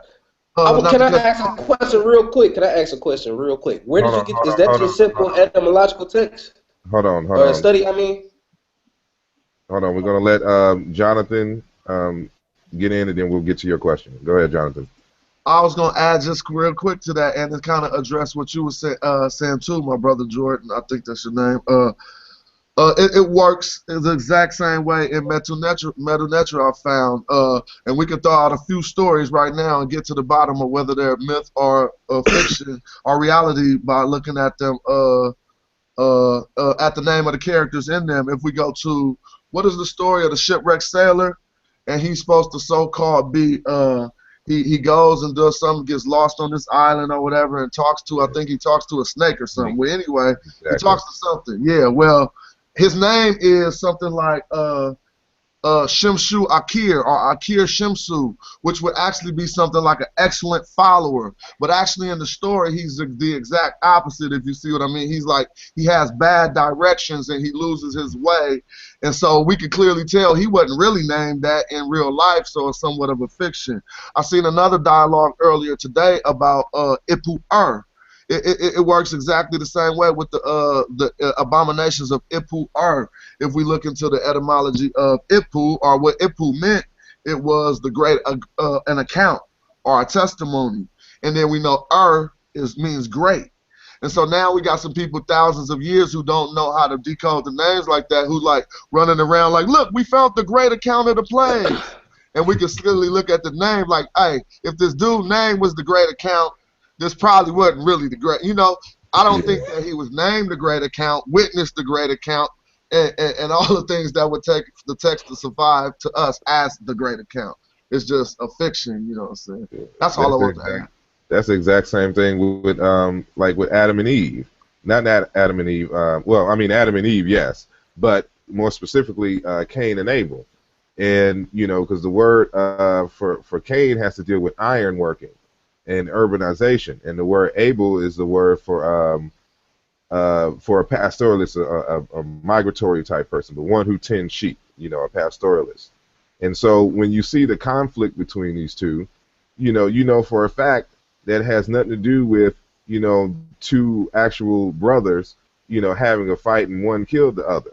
It's talking about two conceptualizations, two different modes of production that, are in conflict with each other. And this is how they creatively chose to tell this story, which may, have led to their own personal conflicts with other groups, who were urbanized, which is why throughout the book, you have anything that is dealing with anything that the farmers, were associated with. The Hebrews were the exact opposite.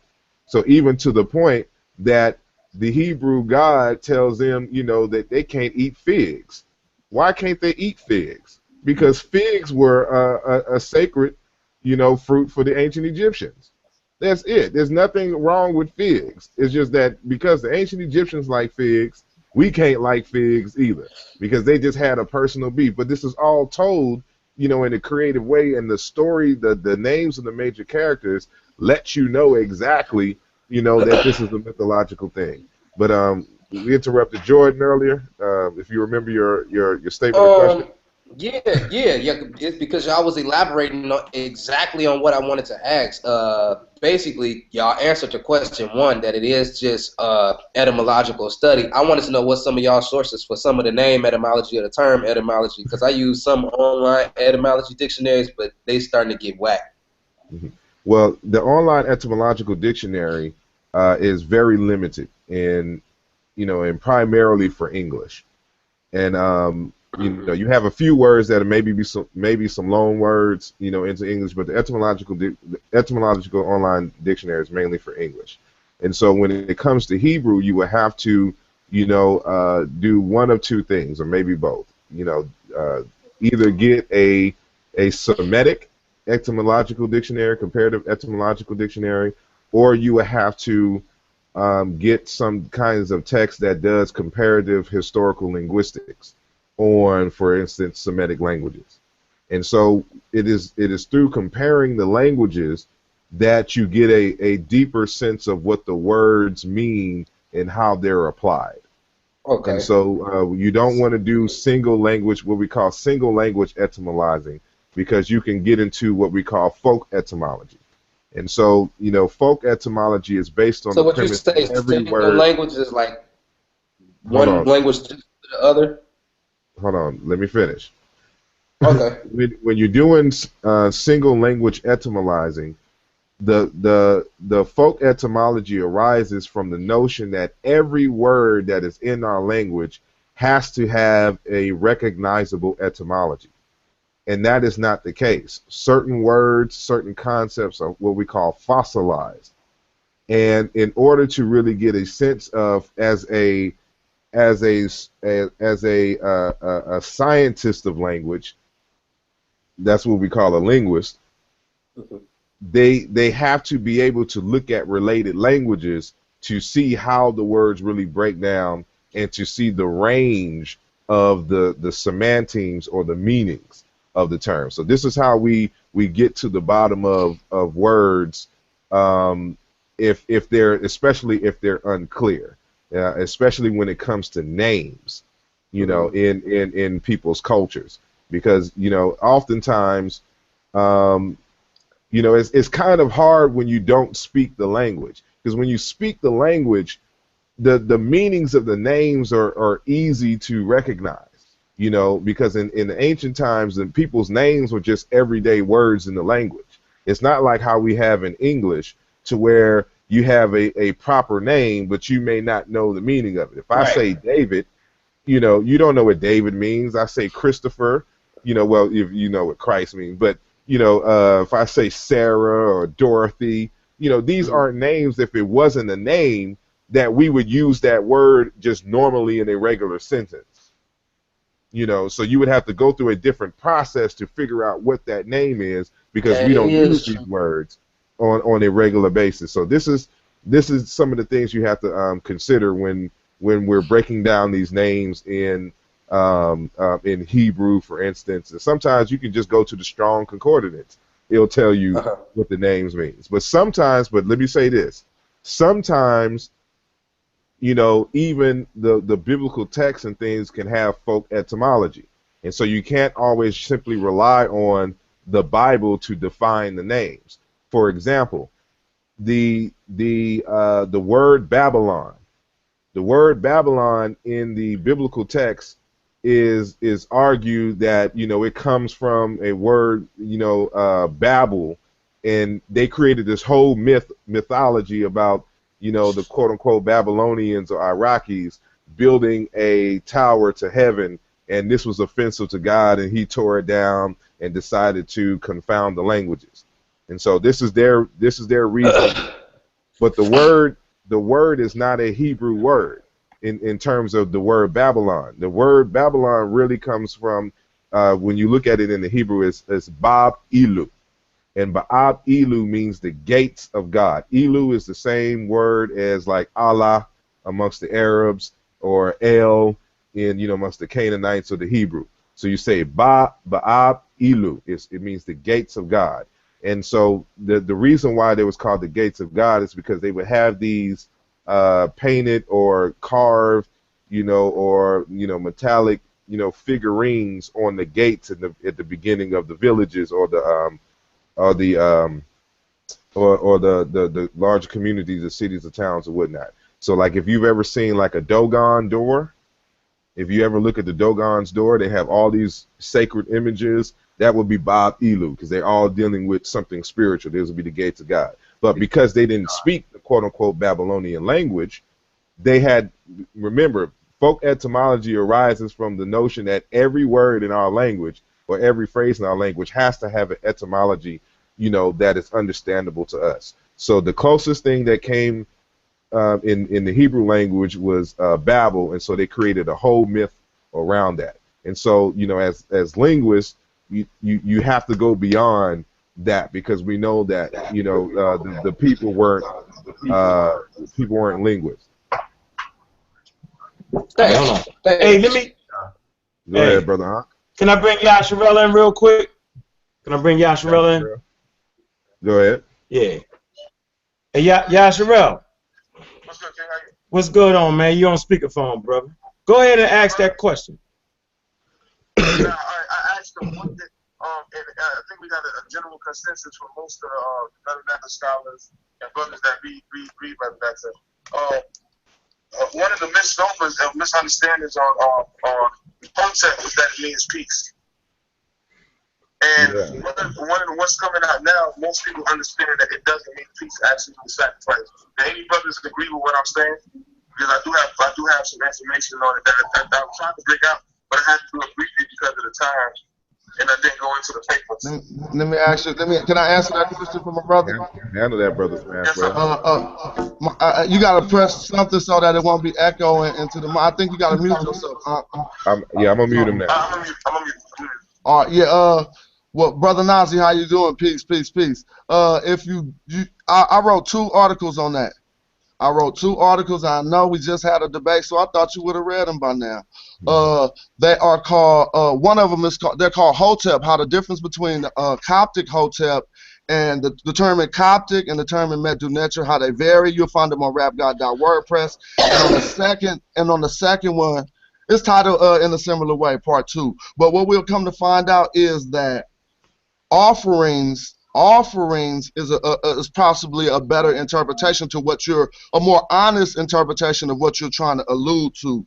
If you've called it the cannibal hymn, but yet Hotep wasn't the term used for your so-called sacrifices in that text, and I made it public today so everybody can see it. So at least once we start to scrutinize these terms in the primary language, we start to be able to develop some form of consistency in our argument. Like, we would not be able to present a term where the term sacrifice is actually used, but is yet not the term that we are saying means sacrifice. You see what I'm saying? And so I know a few other brothers got stuff to add to that. I wanted to say that the term Hotep is Hold on.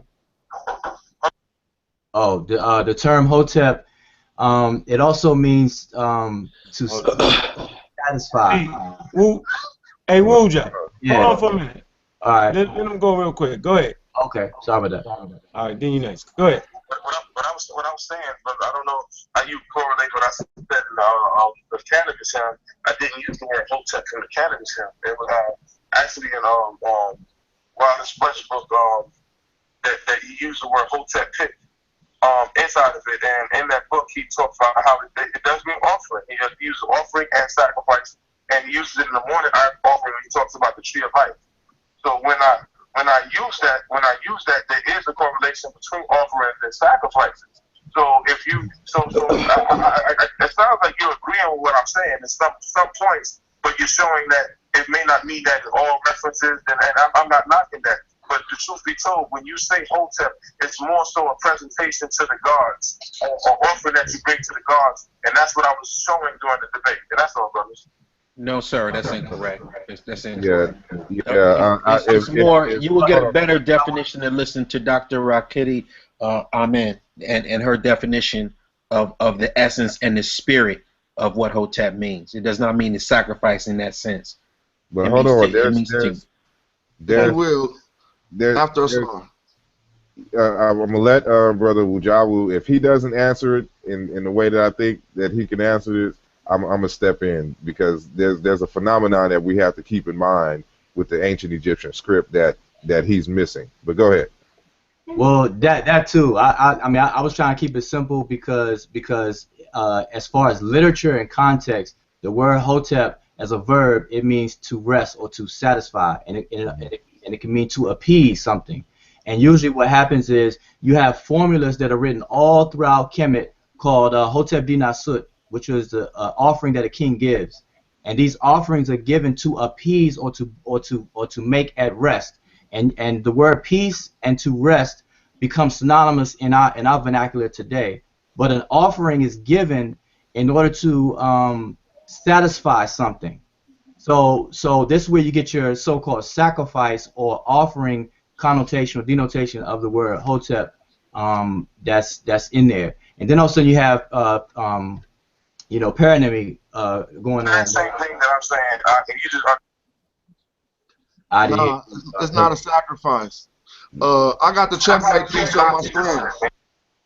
If you can't see my screen now, but I got the checkmate piece up. I'm here in peace, man. I'm here in peace. I'm not here to argue. What I'm saying is, I was just talking to Ark, and Ark clicked me into the show, and I'm getting the same answer, the same thing. One of the things, if you look at the word Hotep or Hotep, in Hebrew, it means to bind or to offer or to sacrifice. So in the same connotation, when you look at Waters Budge and all of these other people that translated, they use predominantly Hebrew to translate it. So I understand where you were saying the same exact thing that I just came on the show and said. You're just saying it in a different way to make yourself seem intelligent. And that's please, I have to. You said the same thing Jonathan. You said the same thing Jonathan said, and then there's going to be another brother that's going to give a different definition, but it's basically going to say the same thing. So I just wanted to bring that in there and give clarity to what I said, and it's actually accurate in some aspects. So thank you, brother. Okay. Let me bring a little bit of truth to the light. If we mute out the echo for a second. Actually, All right. D.A. Wallace Budge did not rely on no Hebrew. He relied on the Coptic. It's in my work, and it's all in that article I gave you. He referenced Walter Crumb's use of the term, which is hutep. And this is why now you're starting to step out on the ledge. I said I wrote these articles 2 years ago. Just simply pull them up while you arguing them. Everything I'm saying is in them. And what they came to, and this is where they made the error. Walter Crumb analysis was inadequate because all he sourced in his dictionary for the term Hotep was the Coptic Bible. He used how would I know this off the top of the head? He used 5 sources from the Coptic Bible to substantiate what Hotep mean, and furthermore, he never came to the conclusion in his dissertation that it meant anything other than reconciliation, the sun setting, offerings, but he did not include peace. But your definition of sacrifice is completely excluded. Now, lastly, I just want to add, my brother, for that text, while I referenced it earlier, what my point was, the term sacrifice, as used by Europeans sometimes, as in the translation of the text, which you put forward, was actually on the screen. That you put up on the screen. It says sacrifice in your language. But you put English. But behind that was a term Aut. It was not Aut. It was not Hotep. And if we see right here, it is even defined in the German dictionary as gifts and offerings. If we can go further to the left, and then I'll pass the floor, we'll see right around the line, the exact line you quoted at the bait. Indeed, Shemsu cuts them up for unis and cooks him for offerings on his cooking stones. Now let's go look at that term. It is not Hotep. So this is not your sacrificial offerings that you're talking about. Hold on. Brother Anki, you put feedback when you come in, so mute your mic real quick. All right, continue. Oh, I'm sorry, and I should have just stayed at 399C, where it says, Unis is the Lord of offerings who not at the court, who prepares himself a meal. In the text, it says this sacrificial meal, so I looked that up, and I was like, what's this word for sacrifice? In my own analysis. And I come to find out it goes right back to gifts or offerings. So that's, again, a forecast on, that's interpolation, basically. And I'll let somebody else get in. Yeah. Well, the first thing that we have to remember is, again, that there is no one meaning to to a lot of these ancient Egyptian words. There actually are these totally separate different words that just have the same consonant clusters together. And so I actually wrote an article on the word Hotep in my book Eluja, and I list all of the meanings of the variations of this term. And so you have various different ones. It says someone being devoted to, the name of the blessed dead. So the ancestors are named Hotep. It's a title for your mic is providing feedback. That can't be mine, bro. It is yours. Every time I mute yours, it stops. Okay. So now here we go again. So in my book Eluja, it has it's a part of it's an incense. It's part of a word for wild catch. It's a word for bread. It's a word for satisfy.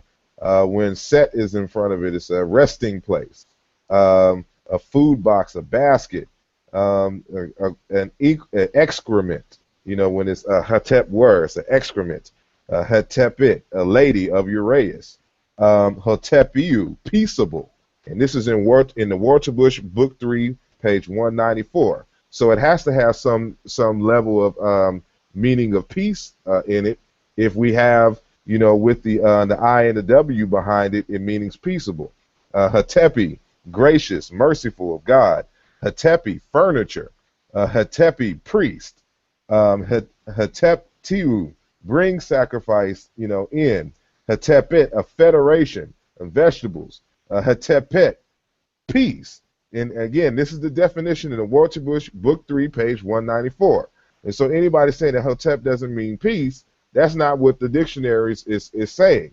And so again, we have Hotepu, good weather. You have Hetep, blood. Hetep, grace. Hetep, basket. Hetep, food. Hetep, downfall, and of course, setting of the sun, as we mentioned earlier. I mentioned incense. Hetep means incense. Again, the name of the blessed dead, even the word God is Hetep. You know, Hetep is also a word for evil plot. Obviously, these are not the same word. You have to remember that the ancient Egyptians did not write out their vowels. So what we're looking at are just consonant clusters.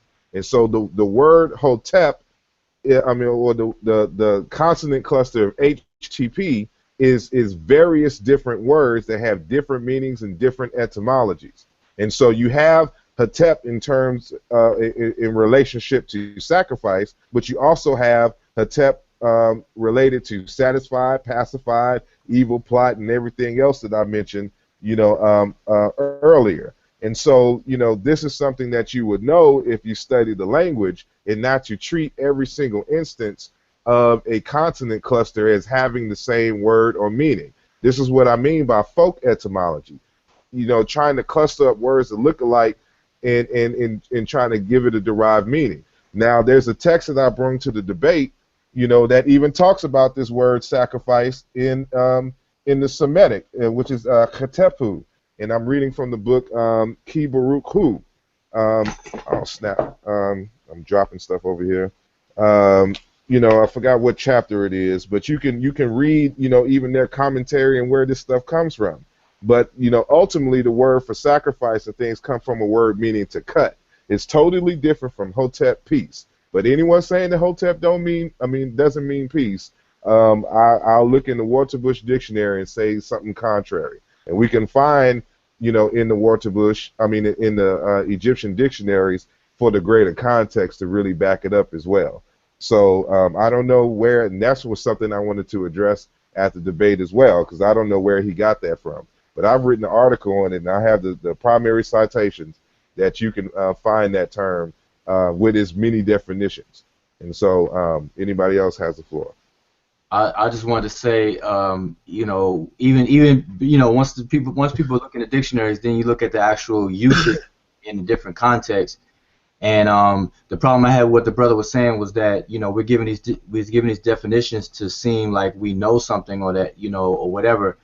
And from what I've seen, the brother, if that's the same brother, Nasi Yashuel, correct. He was saying, I've seen him say somewhere, either on Facebook or a video, where he was saying that we greet each other with sacrifice or offerings, like when we say Hotep to each other, and that's just not the case. Because when we say ETM Hotep, we're actually saying people to come or welcome in peace, but not peace, because you got to deal with semantics and you know, word substitution.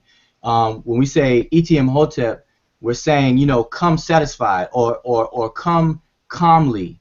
Calmly come into my presence. Or we say Shemem Hotep, you know, like I'm wishing you farewell, and I hope that you have had a satisfactory dealings with me, so I'm bearing farewell to you. That's the connotation behind these greetings or departures and so on and so forth. So if anybody say that doesn't mean peace, or you know, then we got to define what does peace mean. And you know, peace can mean to be still. You know, when a lake or a body of water is at peace or rest, it's still, it's no movement. So, you know, and we can see how the paronymy, or how these words can easily be bunched together, because to satisfy someone, you feed them.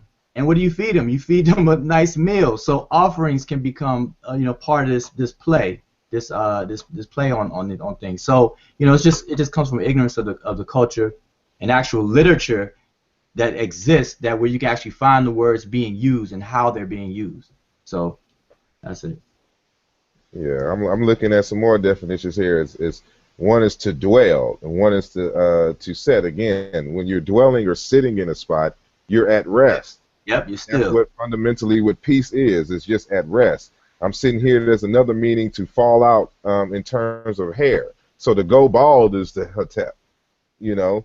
Again, because we don't see the vowels, it looks like it's the same word, but it's not the same word. If we was to do any kind of comparative study, we would see that these are different words.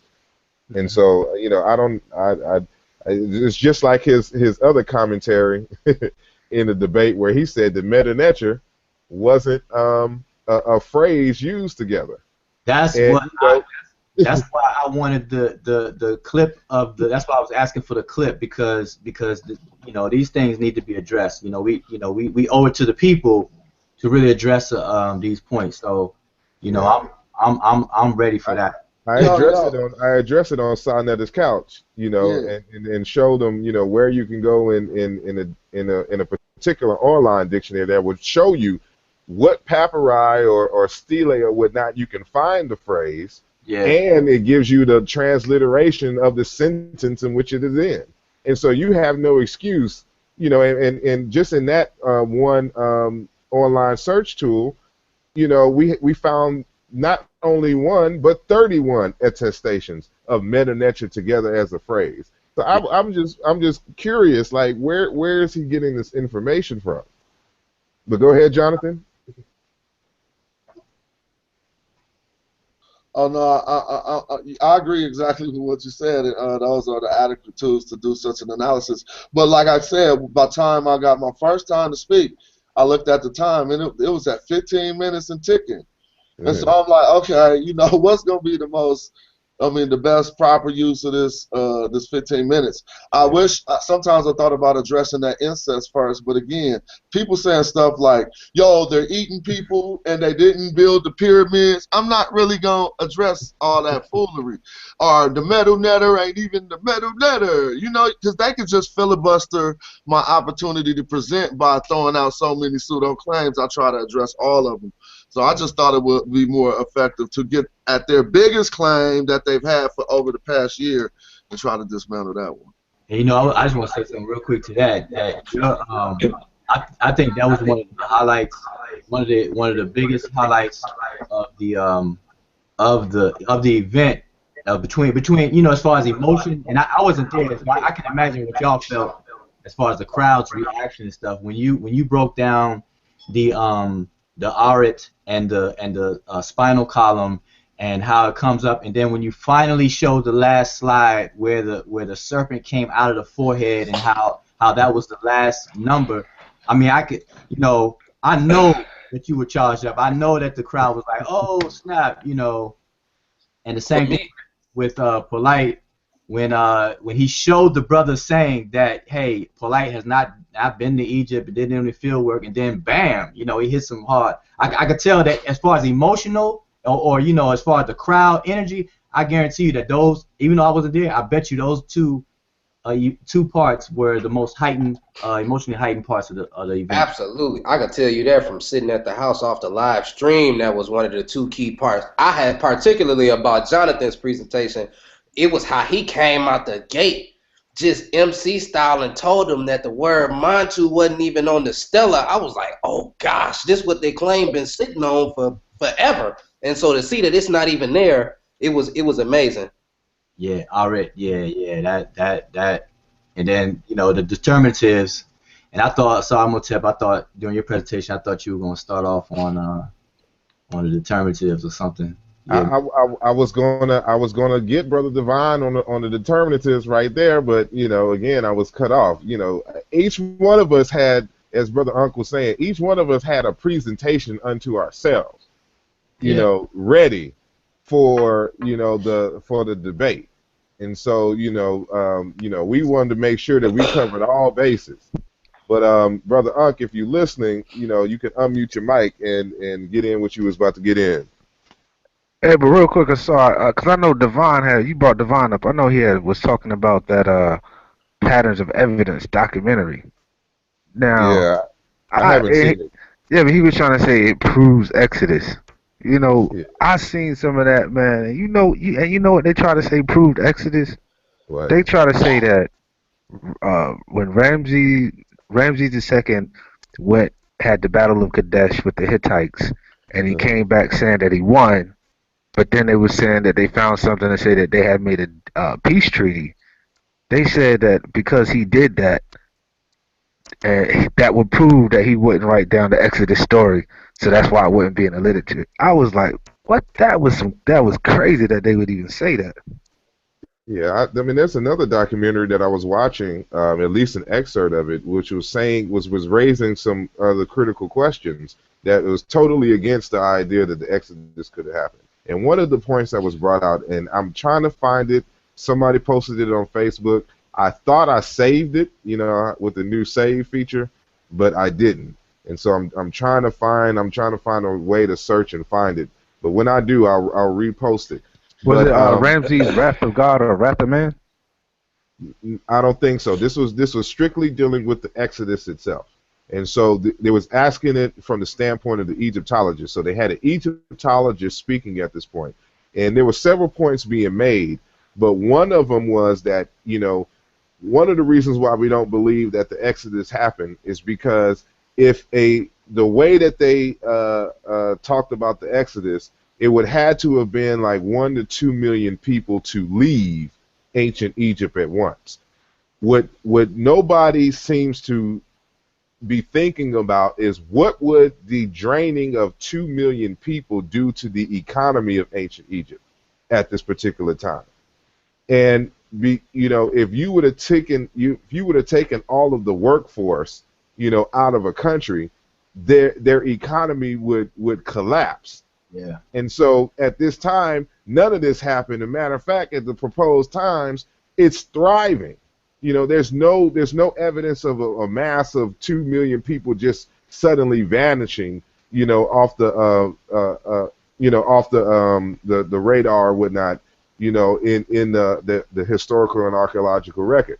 And so, when you're thinking along these lines, it's like, yeah, because I'm thinking about, for instance, when Africa, when all the Africans were, not all, but when a good number of the Africans were taken as a result of the transatlantic slave holocaust, it had very far-reaching damaging effects on the economies of those areas, and so you're talking about around 1 to 2 million people at once, leaving, ancient Egypt. It's not like in modern times, where we have cities full of, like 2, to 10 million people at one time. That's really, for the most part, the vast majority of the population of all of Egypt at one time. And so to take that many people out at one time, and then there's no camp, there's no camps, there's no, think about think about it like this. How do you feed, how do you clothe, how do you find water and things for that many people at once leaving a country, traveling all at once to, to the Levant and things of this nature? How? Of course, that's the Hebrew Israelite response. Well, Yahweh fed us with manna from heaven and all this other kind of stuff. Hey, but too, Asar, the Muslims, they try to use Moses' story too, with that Exodus too, because I had to bash his Muslim brother on that point with the Quran, because if you read Surah 28, I think it's Ayat 8, it talks about Pharaoh, Moses, and Hamam, Hamam, all in the same ayat. Now, if you look up Hamam, he was supposed to be a general to Xerxes the First. Now, we know Xerxes the First was supposed to be around 466 BC. So I'm like, wow, that's crazy. Yeah, I don't know too much of the particulars of that, but, to the extent, see, this is why I primarily like to deal with the Old Testament. Because when you start knocking down the major pillars of the Old Testament, you knock out Christianity and you knock out certain aspects of Islam. Now, Islam, to its credit, certain aspects of it, the majority of it, is its own tradition. But it has included a lot of the mythology of the quote-unquote Jewish tradition or the Israelite tradition. And so it makes certain of their claims faulty, especially when when you're able to falsify certain things in the biblical tradition. For example, if you can't demonstrate that Adam and Eve are real people and that this stuff happened in real life, which we know for a fact it is myth, then you can't argue, for example, that there's a thing called original sin. Because original sin allegedly came through Adam and Eve. If Adam and Eve didn't exist, then there couldn't have been any original sin. And if there's no original sin, then there couldn't be any Jesus the Christ to come and die for your original sin. Because the people in original sin don't exist. And so if if the sin don't exist, if Jesus doesn't exist in terms of him coming to die for your sins or whatnot, then their whole framework in terms of the judgment, doesn't exist either. And so how can you judge people for a concept of sin that doesn't exist? And so you as an issue of method, you deal with the beginnings, and so if there's no Cain and Abel, there's really no quote unquote then I ain't gonna say there's really no Israelites, but there's no fundamental story there. Like, matter of fact, part of the discussion of, or one of the charges against Kemet was this alleged promotion and perpetuation, quote unquote, of incest. Now, one of the charges, or one of the chargebacks that Brother Polite was, kept egging at them, is that how can you charge the Kemites with incest when this is something that is perpetuated heavily in the biblical text? But now peep this. One of the things I was going to come back with was, of course, the story of Lot. We know that the story of Lot has, the later part of the story, the two daughters get Lot drunk, and they each have a child by Lot. And so that was an ancestral relationship, at least, although brief, he doesn't remember. But the children from that point on are derived from that ancestral relationship. Well, one of the daughters has a son by the name of Moab. And so, when Brother Abba is stressing that, we are the Moabites, well, it comes out of that ancestral relationship. So one of the daughters gives birth to Moab. Moab gives birth to Ruth. Ruth is the great grandmother of David, and it's from the line of David that Jesus comes from. So their primary patriarch, comes out of this ancestral relationship.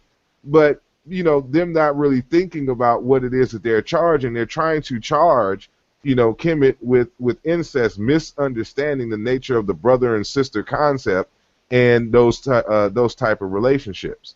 And so it's like, let's just assume that there was incest, in ancient Egypt.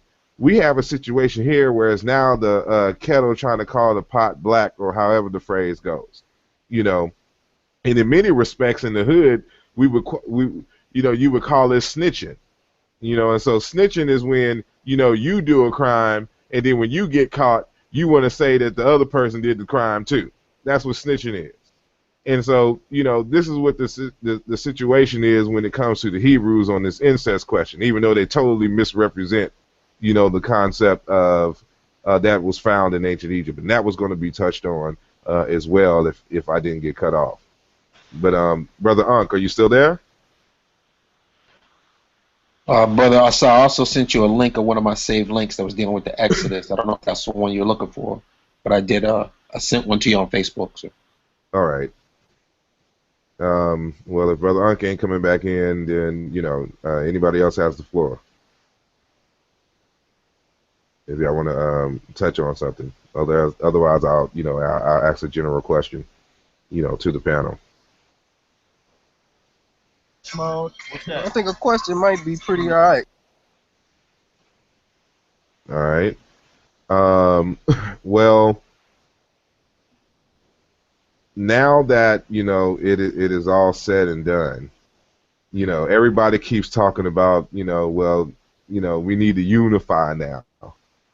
But the question now comes, is it even possible to unify, or should it even be an objective to unify with individuals who have a disdain for you and your culture?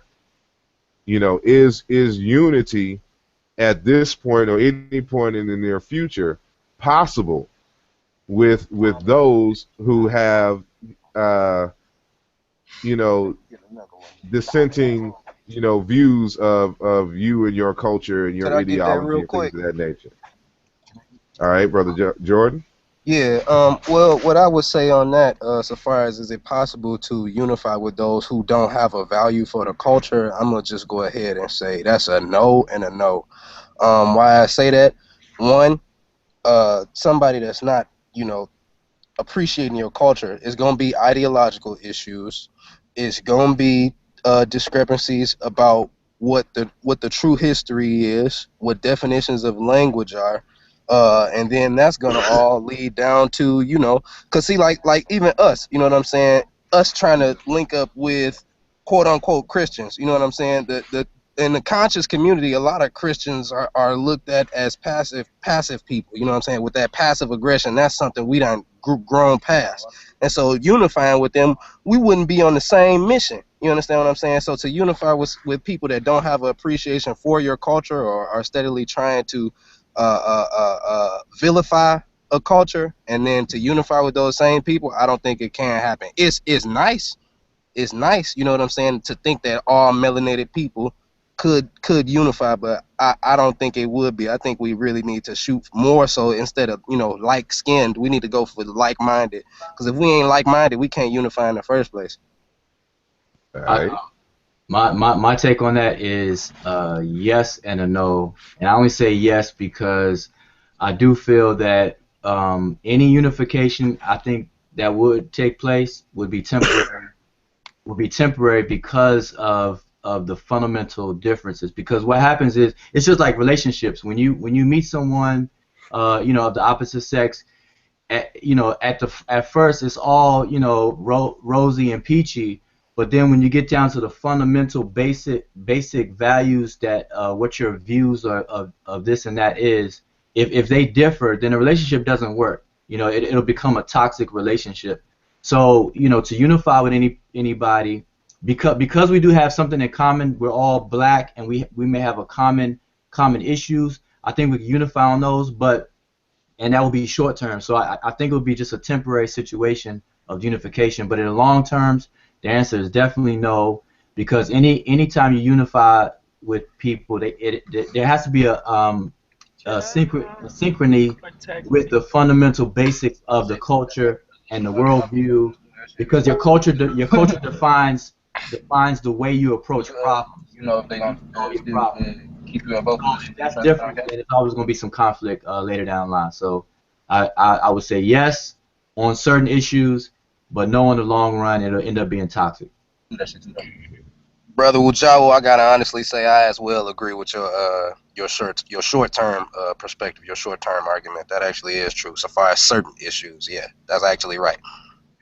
Yeah, I'm of the belief that no, it's because you got to understand the goals of the Abrahamic traditions for the most part, and they're really proselytizing, and they really have a world order agenda, and so the Israelites, in their text, I know from when I was in ICUPK, the belief is that Christ and the angels are going to come and wage war on humanity, and the select of the Israelites are going to rule over the earth with Christ as the head. And so for them, they imagine the world under the dominance of the Hebrew Israelites and the doctrine, of it. Same thing for the Muslims. And we got to think about it like this: what would life be like as somebody who has a different philosophic, spiritual, and cultural orientation under the dominance of these other groups? And so you have, for instance, in the, hadiths and things of that nature, talking about how if, in terms of the obligations, if you meet someone who is of the opposite, religion or cultural spectrum, that you are supposed to offer them the opportunity to adopt Islam. If they don't adopt Islam, you give them an opportunity to pay the tax, the jizya, whatever. If they don't want to pay the tax, then this justifies jihad, against them. But you have to give them the opportunity to convert. And so, we don't want to convert.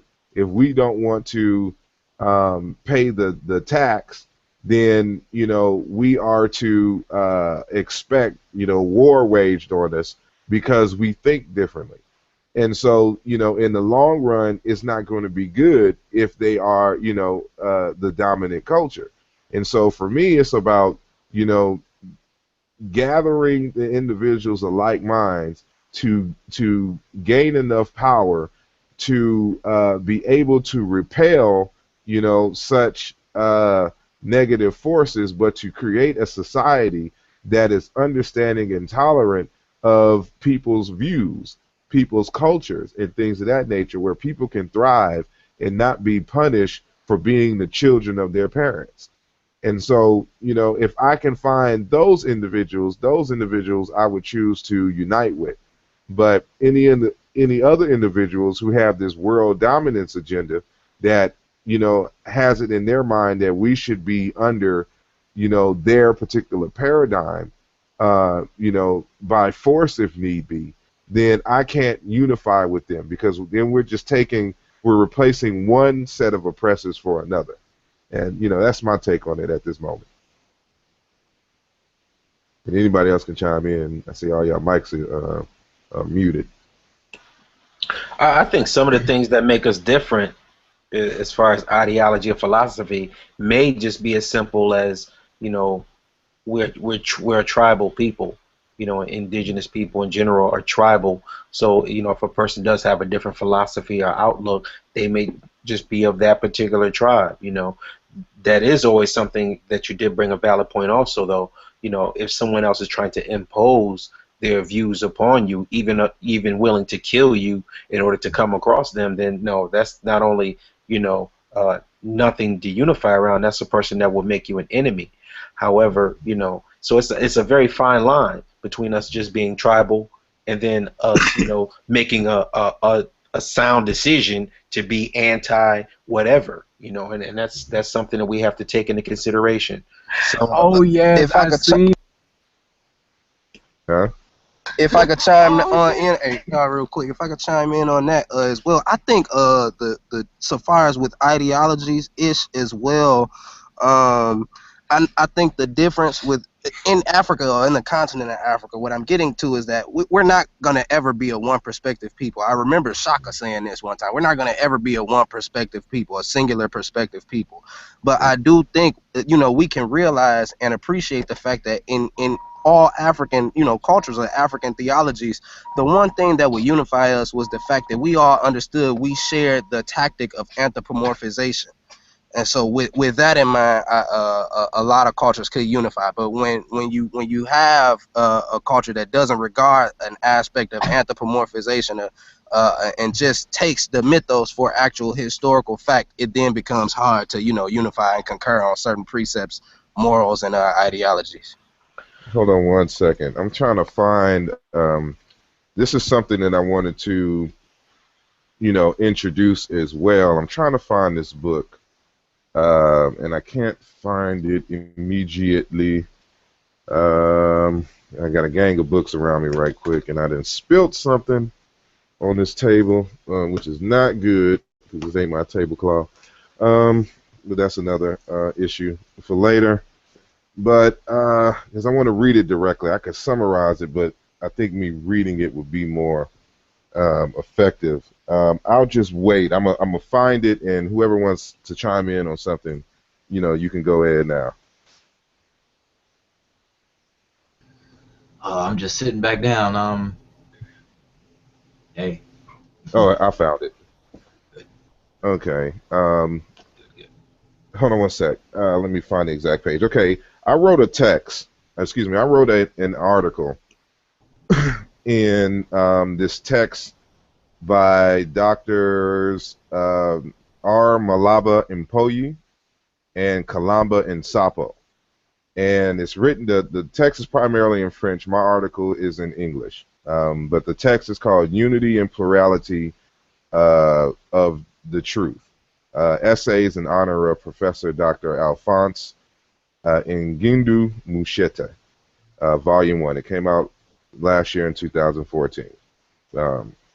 So my article is titled Ma'at's Origins in Family. Family as the Foundation of African Theology.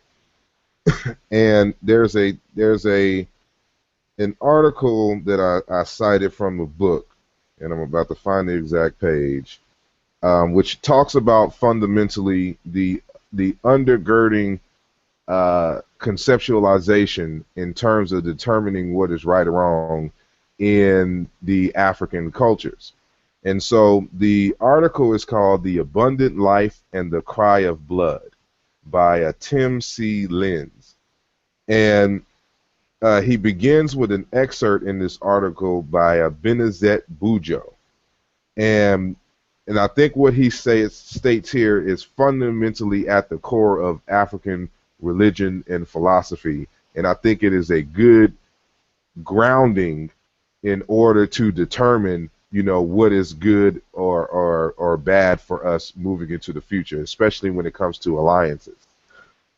And so now I'm about to read. So, quote, "We must start from life concepts of African clan society.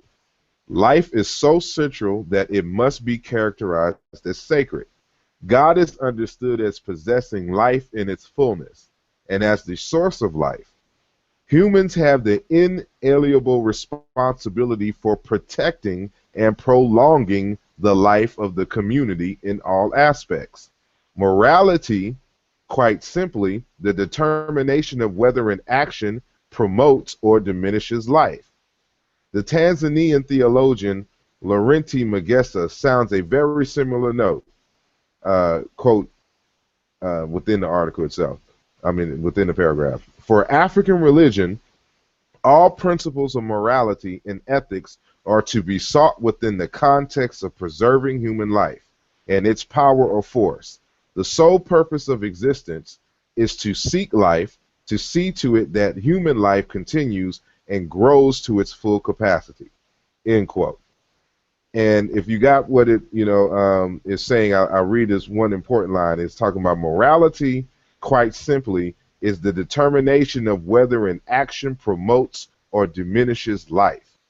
And that's how fundamentally I look at things when it comes to, whether we should unify or not. What would it mean in the final analysis to the quality of life? Does it promote or does it diminish life? Not only in terms of physical life and health, but in terms of somebody's psyche, in terms of somebody's spiritual life, in terms of their economics and things of this nature. The quality of life is what is important. And so, does our actions promote life or does it, kill life in all its aspects? And I think under, certain paradigms that certain people have created on the earth, it diminishes life. And so, whatever we do, under the foundation for which we should build off of, we should always ask the question, does this promote life? Does this add life to life? And if it doesn't, then we need to abandon it. And so when for instance, the Hebrews are arguing that, their one of their deities, Jesus the Christ, is coming to earth to kill off humanity who don't agree with them, we see that there's an agenda. This is how they see the future. They see, themselves waging war with humanity. And this is not an instance in where, life is being promoted. It's a diminishing of life. And so this final cataclysmic battle, in order to set the earth right in their eyes, it is very detrimental, and it's nothing. Actions and thoughts like this can only bring about disharmonies within the social, intellectual, and spiritual, and even in environmental fields. And so, I want to get y'all comments on at least what I just said here. Yeah, I agree with that. That's I think that's a fundamental question that needs to be asked, especially on the topic of unifying. And I think I heard you ask before, what if if we allow certain people to run the show or run the ship, then would that be good? Would that add life to life? Would that be a progress? And then you have the Abrahamic traditions, the Abrahamic religions. They're very almost like cannibalistic of themselves, and you know they're not cannibalistic, but what do you call it? When something eats up everything else, and it just keeps on eating, and that's consuming. There it is. It's a very consuming type of ideology where it has to have converts. You have to actually convince people that they're born in sin, and that they need. You have to convince somebody who's healthy that they're sick in order for them to want your medicine. So you've created the sickness and the medicine. You're holding both ends just so you can do what you're doing, and I think that's problematic. So those type of religions in the long run, they're always going to be opposed, and they're always going to be a threat to the religions or the ways of life that promotes life or adds life to life, and that's like the Cain and Abel, the myth of these two different bodies of ways of life are going to be at odds with each other, and ultimately I think that check out the Geop. I think if we go back to the two cradle theory, that has some parallels or correlations to it. It's just two different modes of living that are not compatible with each other, at least. All right. Well, I don't want to, hold everyone up. We are actually, over the time. But, I guess, the consensus is that, even though it wasn't in a traditional debate style, overall, some new information, was brought out. Some people learned, people enjoyed it. And, I guess in the final analysis, it's a win for the community. So of course the question is always, where do we go from here? But I guess someone has asked about us putting together actual live presentations of data, and we've heard this before, and so I think we've actually planned this. If Brother Ishmael Bey can confirm, something like this, in terms of even a tour. And so we'll see how this, plays out. And, of course, I would like to hear the Hebrew side, because, of course, they feel that they won, and that, the Kemetic side didn't answer any of their questions. That's what I kept seeing. But another thing that, was funny about the whole thing wasn't the event itself, but all of the memes that people were creating right after the event. Like someone should gather all the memes together and post a folder somewhere of all the memes from the debate. Oh my goodness! I think the most popular meme is the show enough, and then the brother. I always forget his name. I swear to goodness, I literally fell out because I was watching the debate. And you're watching the debate for the information, you just listening to what people are saying, but you notice the different, how people look. But when I saw that meme, oh my goodness, I fell out. I really, because oh my goodness. I mean, I don't like to make fun. If that's their tradition, that's their traditional clothing and everything like that. But I mean, even he has to laugh. I mean, seriously, because if it was me, I would have to laugh. Like, yeah, I do look like. Oh, no. I think one of the most important things of what we learned as Amara Squad was that it was a time for our supporters to step up, and they did. And I hope that they're proud of the way that they were represented. There are things that we request very little of our support of our supporters. But there's so many times where we simply say, if you don't want Al Sharpton up there behind the microphone, send us and we'll represent you. We'll have no problem, Bogart and whoever, or we have allies like Malik Zulu Shabazz and people who will give us a microphone to represent you properly. So we want to make sure that we hope that you, as the supporters, were represented, by the overabundance of information of the soldiers being there live to represent you properly. you know, and to make sure that you felt comfortable, as in your dollars were being represented, you know, and that you're getting the body of knowledge and information that you invest in. You know, we don't waste your funds, we don't waste your money, we don't waste your time. We take that very carefully. We do a lot of planning behind the scenes that people don't know. We have our own certain chat rooms, we have our own avenues of conference calls that the public has no idea about. And many times, a lot of the things that you see now as far as what's on Google Chat, these are a lot of the private informations and volumes of knowledge that we used to share for years that the public never even saw. So we started to say, well, let's turn on the microphone and let's let the public see how deep we go in on one another and on this knowledge and this information. So we want to make sure that, you know, your trust is something that we value. You know, we want to make sure that we do represent you, you know, in the best of manners, and we're getting better and better in doing that. So we honor you as our supporters of with your money, with your energy, you know, and we never want to let you down. Yeah. I want to say this before we jet. You know, I wish that we had an opportunity to really kind of focus on this. Is that, you know, we're not about romanticizing, you know, ancient Egypt or African cultures in general, and that, you know, we come at this very scholastically.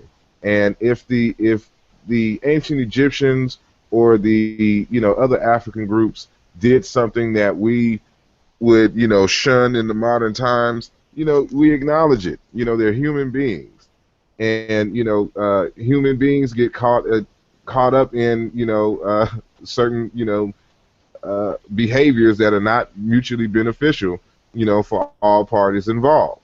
And so, you know, it does us no good if we try to romanticize stuff. But if you're going to charge us with that, you know, you need to be specific and name names and name times, you know, because not everyone who studies ancient Egypt thinks that everything the ancient Egyptians did was right and exact. You know, one of the things that I can say is that ancient Egypt was flexible enough that it allowed itself to mature. And that's all that we can ask for a society. You know, and you know, even with the United States, they had the wherewithal to, you know, at least make the Constitution a living document. You know, because they understood that times would change, perceptions would change, and that, you know, the document that they created would not be able to, uh, you know, it would not be fully effective the way that it could be, you know, in the future when times change, technologies and stuff change, things of that nature. So it has to be a way that the people can come and change it, not easily, but, you know, if need be, to change the documents to suit the times in which they're at. And this is what, you know, one of the strengths of ancient Kemet and just the African, you know, cultures in general, which, you know, we cannot get from the biblical text. The biblical text is forever stuck, you know, in whatever, you know, positive and or negative that it has in the text. And so, because of the clauses that you cannot change or add anything to the text, you cannot take away or add anything to the text. So it's a non-living document, and you know, but it is what it is. And so, you know, we can harp on, you know, what ancient Egyptians have done, but, you know, the way that I look at it is, what was the ideals and what institutions did they have in place to reach their ideals? What were the perspectives of others of the group, and, you know, how close to their ideals did they get, and ultimately, you know, judging, you know, from their interactions with others, you know, does it match what I just read earlier in terms of, did they promote life, you know, or did everything they do diminish life? And that's how I judge, you know, all these situations. But I'll let y'all have the last word. So if y'all can take let's say 2 minutes each, you know, let's say some final departing words. I'll start with you, Brother Garfield, if you're still there. Hey, yeah, I'm here. I'm here. You could skip me. I'm just listening, man. Go ahead, guys. All right, Brother Ishmael, you just want to say something else? Sure, absolutely. Just before we go, I already thanked y'all for your support and adopting the best parts of Kemet and making the way that we function as living and breathing. We can construct our own way to do it, no different than what the Europeans have done. They took certain parts of ancient Kemet, they took certain parts of the Greek culture, which was a child of ancient Kemet and African cultures. So if you see a Senate, or if you see the way the Congress is set up, or you see how politics is set up and philosophies are set up, and then Native American cultures were all weaved into this American philosophy, the Iroquois nation, and they used it to function what they wanted to do. We can do the same thing in our own African rooted traditions and function the same way. All right. Brother Jordan? What I wanted to do is go ahead and confirm with Ishmael that we are proud of y'all, like 1K all day. Phenomenal. I wanted to say thank you for the experience. Even though that live stream wasn't the best, y'all's information alone made that one of the greatest experiences of my conscious journey. As well, what I wanted to say, what I wanted to add on to, I know we were saying what is there to be looked forward to. I know with you guys coming out with all these publications, I think we could be looking forward to a new Alexandria. All right. Probably some new libraries around the communities from y'all guys, man. Definitely need y'all publications amongst the community and readily accessible to expand the minds of the people. All right. Well, speaking of books, I have a book that's being released next week. Oh, excuse me, this week, actually, on Saturday. It's called "Where's the Love? How Language Can Reorient Us Back to Love's Purpose." I'm tracing the etymology of the word love, and I discovered that it is in fact an African word. But there's a greater context for which the word exists in the African languages. And, to show us how, love, the concept of love has changed from its historical origins, and how we can, reorient ourselves back to that beginning and see some changes in our lives. I know Brother Wujawu has a book coming up as well. So when it's your turn, please, don't forget to mention it. But Brother Kufu, you have any parting words?